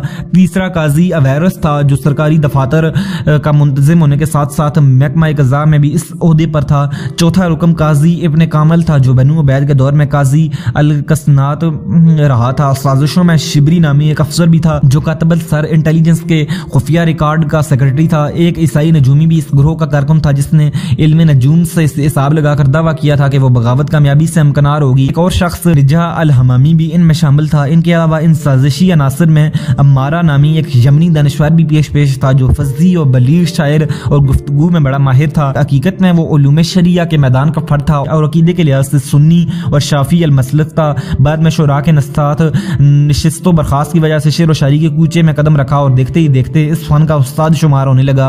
حافظ ذہبی رحمہ اللہ اس کے بارے میں لکھتے ہیں کہ وہ یمنی اور شافعی المسلک تھا۔ اس کا دیوان مشہور ہے۔ 515 ہجری میں پیدا ہوا، زبید میں علم فقہ حاصل کی۔ نیز فرماتے ہیں کہ حضرت ابو بکر و عمر رضی اللہ عنہ کے بارے میں اس کا اعتقاد واضح تھا۔ سہل بن رزیق نے اس سے پوچھا آپ ابو بکر و عمر رضی اللہ عنہ کے بارے میں کیا کہتے ہیں؟ تو امارت نے کہا کہ اگر وہ نہ ہوتے تو اسلام باقی نہ رہتا۔ ابن واصل نے امارت کی بنو عبید سے دوستی کی وجہ یہ لکھی ہے کہ وہ یمن سے مصر آیا تو بنو عبید نے اس کی بہت بڑی قدردانی کی اور بڑا مرتبہ دیا، اس لیے وہ ان کا وفادار بن گیا، کیونکہ انسان احسان کا غلام ہوتا ہے، مگر وہ ان کا ہم مذہب نہیں بلکہ سنی اور شافعی تھا۔ امارت نے بنو عبید کے بارے میں کہا تھا، اس کا ترجمہ میں آپ کو بتا دیتا ہوں کہ سخاوت میں ان کے کارنامے اہل سنت کی طرح ہیں، اگرچہ وہ شیعہ عقیدے کی وجہ سے میرے مخالف ہیں۔ بنو عبید کی سیادت کے خاتمے پر امارت نے بڑے دردناک اشعار کہے تھے، جن کا ایک نمونہ یہ ہے کہ مجھے آزد کا زمانہ یاد کر کے ایسے ہی افسوس ہوتا ہے جیسا کہ کسی بانج عورت کو اکلوتے بچے کی جدائی پر۔ میں اس کے وزیروں اور اس کے عمراء کا ہم نشین رہا جو ہمیشہ مدح و ثنا کے قابل ہیں۔ اے آل نبی، مجھے آپ کے محل کے وہ خالی کمرے دیکھ کر رنج ہوتا ہے جو کبھی ملاقاتیوں سے بھرے رہتے تھے۔ ان سازشی عناصر نے سیاہ فام سوڈانیوں، شاہی محل کے ملازموں اور سب سے بڑھ کر خود صلاح الدین ایوبی کے سالاروں اور سپاہیوں کی بھی ایک اچھی خاصی تعداد کو اپنا ہم نوا بنا لیا تھا۔ تاہم ایسا لگتا ہے کہ منصوبے کی تفصیلات سب کو یکساں طور پر آگاہ نہیں کیا گیا تھا۔ اس منصوبے کے پہلے مرحلے میں امارت نے سلطان صلاح الدین ایوبی کے مورکہ ازما بھائی توران شاہ سے تعلقات بڑھائے اور اس کے سامنے اپنے آبائی وطن یمن کی عمدہ آب و ہوا، سرسبزی اور شادابی اور قدرتی حسن و جمال کی تعریف کی، وہاں کے شہروں کی وسعت، بازاروں کی رونق اور باشندوں کی خوبیوں کے اس شمشیر زن کے سامنے بار بار اس طرح بیان کیا کہ توران شاہ بے اختیار اس ملک کو فتح کرنے کے لیے بے چین ہو گیا۔ رفتہ رفتہ امارت نے توران شاہ کو وہاں لشکر کشی پر آمادہ کر لیا اور اسے یقین دلایا کہ یمن پر قابض ہو جانے سے مصر کو بے شمار فوائد حاصل ہوں گے۔ خود توران شاہ بھی یہ محسوس کر رہا تھا کہ بہترین بحری راستوں اور مضبوط قلعوں کی یہ سرزمین ہاتھ لگ جانے سے انہیں مستقبل میں بھی کسی خطرے سے مدافعت کے لیے ایک مضبوط مورچہ مل جائے گا۔ اس نے سلطان صلاح الدین ایوبی سے اس مہم کے بارے میں مشورہ کیا۔ گزشتہ سال اس جمادی الاول میں جب اس نے اس اسوان سے آگے بلاد النوبہ کے تک یلغار کی تھی تو فوج کے طویل سفر اور جنگی مہمات کے بھاری اخراجات برداشت کرنے کے باوجود مہم اس لحاظ سے امید افزا نہیں نکلی تھی کہ ان علاقوں سے کچھ معاشی یا عسکری مفادات آتے۔ توران شاہ ان علاقوں کو ان کے حال پر چھوڑ کر صرف مالی غنیمت کے غلاموں اور بانیوں کو لے کر واپس قاہرہ آ گیا تھا۔ اس تجربے کے بعد اب اس کا اتنی دور کسی مہم میں پر نکل جانا مصلحت کے خلاف تھا۔ اگر ان کا باپ ایوب زندہ ہوتا تو وہ غالباً اس کی اجازت نہ دیتا۔ بہرحال تقدیر غالب ایوبی نے آسانی سے اجازت دے دی، جس کی ایک وجہ یہ بھی تھی کہ ان دنوں یمن پر عبد النبی بن مہدی نامی ایک مرتد کا تسلط تھا جو خود کو تمام بنی نوح آدم کا نجات دہندہ باور کراتا تھا۔ سلطان صلاح الدین ایوبی کو جب سے یہ حالات معلوم ہوئے تھے وہ اس فکر میں تھے کہ کس طرح اس بدبخت کو کیفر کردار تک پہنچایا جائے۔ چنانچہ جب توران شاہ نے یمن جانے کی اجازت مانگی تو انہوں نے فوراً دے ڈالی۔ رجب 569 ہجری مطابق مارچ 1174 عیسوی کے آغاز میں توران شاہ قاہرہ سے یمن کی طرف نکل گیا۔ پہلے وہ حجاز پہنچا اور مکہ معظمہ میں حاضری دے کر عمرہ ادا کرتے ہوئے یمن کی رخ کیا۔ اس کا لشکر بری اور بحری دونوں راستوں سے آ رہا تھا۔ شوال میں توران شاہ نے مرکز جو مہدی کے مرکز زبید پر قبضہ کر کے اسے گرفتار کر لیا، بعد میں اسے قتل کر دیا گیا۔ جلدی مصری فوج عون اور صنعاء جیسے اہم شہروں پر بھی قابض ہو گئی۔ غرض چند ماہ کی تھکا دینے والی مہمات کے بعد مصری فوج نے یمن کے تمام شہروں، قلعوں اور بندرگاہوں پر قبضہ کر لیا۔ ان فتوحات کی خبر مصر، شام اور بغداد میں پھیل گئی اور ہر طرف توران شاہ کے کارناموں کی تعریف ہوئی۔ ان نو مفتوحہ ملک میں سلطان نور الدین اور خلیفہ بغداد کے نام کا خطبہ شروع کر دیا گیا۔ اس کے باوجود یمن مصر کی حکومت کے لیے کسی غیر معمولی فائدے کا ذریعہ نہ بن سکا۔ توران شاہ کو بھی جلد یہ اندازہ ہو گیا کہ یمن اتنا پرکشش نہیں جتنا امارت نے بتایا تھا اور یہاں پر قبضہ کرنا اتنا ضروری نہ تھا جتنا اسے سمجھا جا رہا تھا۔ تاہم اسے یہ اندازہ نہ ہو سکا کہ اس کے پیچھے مصر میں کیا ہو رہا ہے جو اسے مصر سے بھاگنے کا اصل مقصد تھا۔ اس دوران جبکہ توران شاہ لشکر کے ایک بڑے حصے کے ساتھ یمن کی فتوحات میں مشغول تھا، سازشی عناصر سلطان صلاح الدین ایوبی کو اکیلا دیکھ کر اس کے خلاف بغاوت کی تیاری مکمل کر چکے تھے۔ وہ سلطنت کے کئی امراء کو فوج کے کئی سالاروں اور فوج کے ایک حصے کو پہلی ساتھ ملا چکے تھے۔ توران شاہ کے جانے کے بعد صرف ایک ماہ تک بغاوت کی ساری تیاریاں آخری مرحلے میں پہنچ چکی تھیں۔ سازشی امراء شام کی عیسائی ریاستوں اور سسلی کے حکمران کو خطیر معاوضے کے عوض فوج مصر پر فوج کشی کی دعوت بھی دے چکے تھے۔ طے یہ ہوا تھا کہ پہلے نصرانی باہر سے سرحدوں پر حملہ کریں گے، ان کی روک تھام کے لیے مصری لشکر قاہرہ سے باہر جائے گا تو باغی سالار اپنے سپاہیوں کے ساتھ صلاح الدین ایوبی کو گھیر کر قتل کر دیں گے۔ چونکہ اس کے بعد اس کا کوئی جانشین موجود نہ ہوگا، اس لیے قاہرہ میں دولت بنو عبید کے احیاء کا خواب آسانی سے شرمندہ تعبیر ہو سکے گا۔ امارت شاعر جو اس تحریک کے مرکزی کرداروں میں شامل تھا خوش ہو کر کہہ رہا تھا، میں نے توران شاہ کو اس لیے ینم بھجوایا ہے تاکہ صلاح الدین ایوبی کو ختم کرنے کے بعد اس کی جگہ سنبھالنے اور اس کے وفاداروں کی شیرازہ بندی کرنے والا کوئی بھی شخص موقع پر موجود نہ ہو۔ ان سازشیوں کی شام کے عیسائی حکمرانوں اور سسلی کے بادشاہ سے خط و کتابت باقاعدہ جاری تھی۔ عیسائی حکومتوں کے قاصد ویسے تو اپنے معمول کے مطابق سلطان صلاح الدین ایوبی کے پاس حاضر ہوتے رہتے تھے اور رسمی خیر سگالی وغیرہ کے پیغامات لاتے اور لے جاتے تھے، مگر ان دنوں ان کی آمد و رفت کا اصل مقصد سازشی عناصر سے مل کر بغاوت کی منصوبہ بندی کرنا تھا۔ چنانچہ عیسائی سفیر خفیہ مجالس میں سازشی امراء کے ساتھ سر جوڑ کر بیٹھتے تھے۔ انہوں نے یہ طے کر لیا تھا کہ اگلا خلیفہ کون ہوگا، وزیر اعظم کون بنے گا، قاضی کا عہدہ کسے ملے گا اور دائی الدات کا منصب کسے عطا کیا جائے گا۔ یہ سازش اتنی خفیہ تھی کہ شعبان تک کسی کو کانو کان خبر نہ ہوئی تھی، مگر اللہ تعالیٰ نے کو مسلمانوں کی بھلائی منظور تھی، اس لیے راز تشت ازمام ہو گیا۔ ہوا یوں کہ شام کی ایک عیسائی ریاست کا قاصد سازشیوں سے مجافرت کے لیے مصر آیا۔ پہلے وہ حسب معمول سلطان صلاح الدین ایوبی کی خدمت میں حاضر ہوا تاکہ اس پر شک نہ کیا جا سکے۔ بعد میں وہ قاہرہ میں قیام کے دوران سازشیوں سے ملنے جلنے لگا۔ اس دوران سلطان صلاح الدین ایوبی کے ان جاسوسوں نے جو شام میں موجود تھے خبر بھیجی کہ یہاں سے مصر پر فوج کشی کی تیاریاں ہو رہی ہیں، لہذا چوکنا رہا جائے۔ اس خبر سے سلطان ایوبی ہوشیار ہو گئے۔ انہوں نے ایک ایسے شخص کو جس پر عیسائی بہت اعتماد کرتے تھے عیسائی سفیر کی جاسوسی پر مقرر کر دیا۔ یہ شخص سفیر سے گل مل گیا اور جلد ہی اس کے خفیہ رابطوں اور اس کی آمد کے پس مردہ مذموم مقاصد سے آگاہ ہو گیا۔ اس نے پوری رپورٹ تیار کر کے سلطان صلاح الدین ایوبی کے گوش گزار کر دی۔ اس رپورٹ سے یہ معلوم ہو گیا کہ عیسائی سفیر مقامی امراء سے مل کر بغاوت اور بیرونی حملے کی سازش تیار کر رہا ہے، مگر یہ ثابت نہ ہو سکا کہ وہ کون کون سے امراء اس سازش میں شریک ہیں۔ خوش قسمتی سے انہی دنوں سازشیوں سے ایک معمولی سی غلطی ہوگی جو سلطان کے وزیر اعظم ایک قاضی کی دوربین نگاہوں سے مخفی نہ رہ سکی۔ ہوا یوں کہ سازش کا ایک اہم مہرہ عبدالصمد کاتب جو قاضی فاضل سے بہت اچھے مراسم رکھتا تھا، ان دنوں کا سازش کی ادھیڑ بن کی وجہ سے کچھ بدواسطہ رہنے لگا تھا۔ ایک دن سرے راہ اس کا قاضی فاضل سے آمنا سامنا ہو گیا۔ قاضی صاحب اس کی طرف متوجہ ہوئے مگر وہ خلاف توقع منہ پھیر کر نکل گیا۔ قاضی صاحب بے حد ذہین آدمی تھے، سوچا کہ سلطنت کا اتنا بڑا عہدیدار مجھ سے بلا وجہ تو بے رخی نہیں برت رہا، ممکن ہے اندر ہی اندر صلاح الدین ایوبی کو مجھ سے خفگی ہو، لہذا ملازموں پر بھی اس کا اثر پڑا ہو۔ قاضی صاحب نے فوراً علامہ ابن نجی زین الدین علی ابن نجل واعظ سے جو بڑے ہوشیار درباری تھے ملاقات کی اور انہیں عبدالصمد کاتب کی بے رخی کی اصل وجہ معلوم کرنے کا کہا۔ ابن نجیہ نے پہلے سلطان صلاح الدین ایوبی کو ٹٹولا اور اطمینان کر لیا کہ وہ قاضی صاحب سے خفا نہیں، پھر عبدالصمد کاتب سے راہ اور رسم بڑھا کر اسے شیشے میں اتار لیا۔ جلدی ان کو عبدالصمد کے واسطے سے سازشی عناصر میں اٹھنے بیٹھنے کا موقع مل گیا۔ سازشیوں نے انہیں سلطان صلاح الدین ایوبی کا مخالف جان کر اپنے منصوبے میں حصہ دار بنانے کی کوشش کی۔ ابن نجیہ حقیقت جاننے کی نیت سے ان کی مجلسوں میں شریک رہے مگر موقع ملنے پر یہ تفصیلات قاضی صاحب کے سامنے پیش کر دیں اور انہیں کہا آپ فوراً آقا سے ملیں اور انہیں صورتحال سے آگاہ کریں۔ قاضی فاضل نے یہ سب کچا چھٹا ایک اپنے مربی کو سنایا۔ اب کسی رعایت کی گنجائش نہیں رہی تھی، تاہم سلطان صلاح الدین ایوبی کے حکم سے ابن نجیہ مزید کئی دنوں تک دشمنوں کی صفوں میں رہ کر خبریں پہنچاتا رہا۔ اس دوران ان لوگوں پر ہاتھ ڈالنے کی تیاریاں مکمل کر لی گئی تھیں۔ 2 رمضان 569 ہجری بمطابق 5 مئی 1174 عیسوی کو امارت اور دیگر سرکردہ افراد کو جن میں کئی اور لوگ بھی شامل تھے کو گرفتار کر لیا گیا۔ ان سے پوچھ گچھ کی گئی، انہوں نے سازش کا اقرار کر لیا گیا ان کا جرم ثابت ہو گیا۔ ابن عبدالقوی جسے بنو عبید کے خفیہ خزانوں کا علم تھا، سلطان صلاح الدین ایوبی کے افسران نے تشدد سمیت ہر اربا آزما کر اس سے بنو عبید کے مدفون خزانوں کا پتہ معلوم کرنے کی کوشش کی مگر اس نے زبان نہ کھولی اور مار کھاتے کھاتے مر گیا۔ اس کے بعد باقی سب سازشیوں کو بھی اسی دن شہر میں الگ الگ مقامات پر ان کے گھروں کے سامنے سولی لٹکا دیا گیا۔ سب سے پہلے قاضی ابن کامل کو قتل کیا گیا۔ امارت شاعر اور قاضی فاضل میں شروع سے شپکلش چلی آتی تھی مگر جب اس بدقسمت کو تختہ دار پر لے جانے کا فیصلہ ہوا تو قاضی صاحب انسانی ہمدردی کی بنیاد پر سلطان صلاح الدین ایوبی کی طرف متوجہ ہوئے اور امارت کی جان بخشی کی سفارش کرنے لگے۔ امارت دور ہونے کے باعث یہ گفتگو نہیں جان سکا تھا۔ اس نے یہی اندازہ لگایا کہ قاضی صاحب اس کے خلاف ایوبی کو بھڑکا رہے ہیں۔ وہ چلا کر بولا حضور میرے بارے میں اس شخص کی کسی بات پر کان نہ دھریں۔ قاضی صاحب امارت کی اس بدگمانی سے جھنجھلا گئے اور مجلس سے اٹھ کر چلے گئے۔ صلاح الدین ایوبی نے امارت سے کہا قاضی صاحب تو تمہاری سفارش کر رہے تھے۔ امارت سخت پسمان ہوا، اب اس کی جان بخشی کی کوئی صورت نہیں تھی۔ اس نے آخری امید کے طور پر کہا کہ قتل سے پہلے اسے قاضی صاحب کے پاس لے جایا جائے۔ اس کی خواہش کے مطابق سرکاری کارندے تختہ دار پر لے جانے سے پہلے اسے قاضی صاحب کے کمرے کے گھر کی طرف لے گئے مگر قاضی صاحب نے گھر کا دروازہ بند کر لیا۔ قاضی صاحب کا اصل نام عبدالرحیم تھا۔ امارت نے بے ساختہ کہا رحیم کے بندے نے بھی دروازہ بند کر لیا، اب تو چھٹکارا پا جانا یقیناً عجیب ہی بات ہوگی۔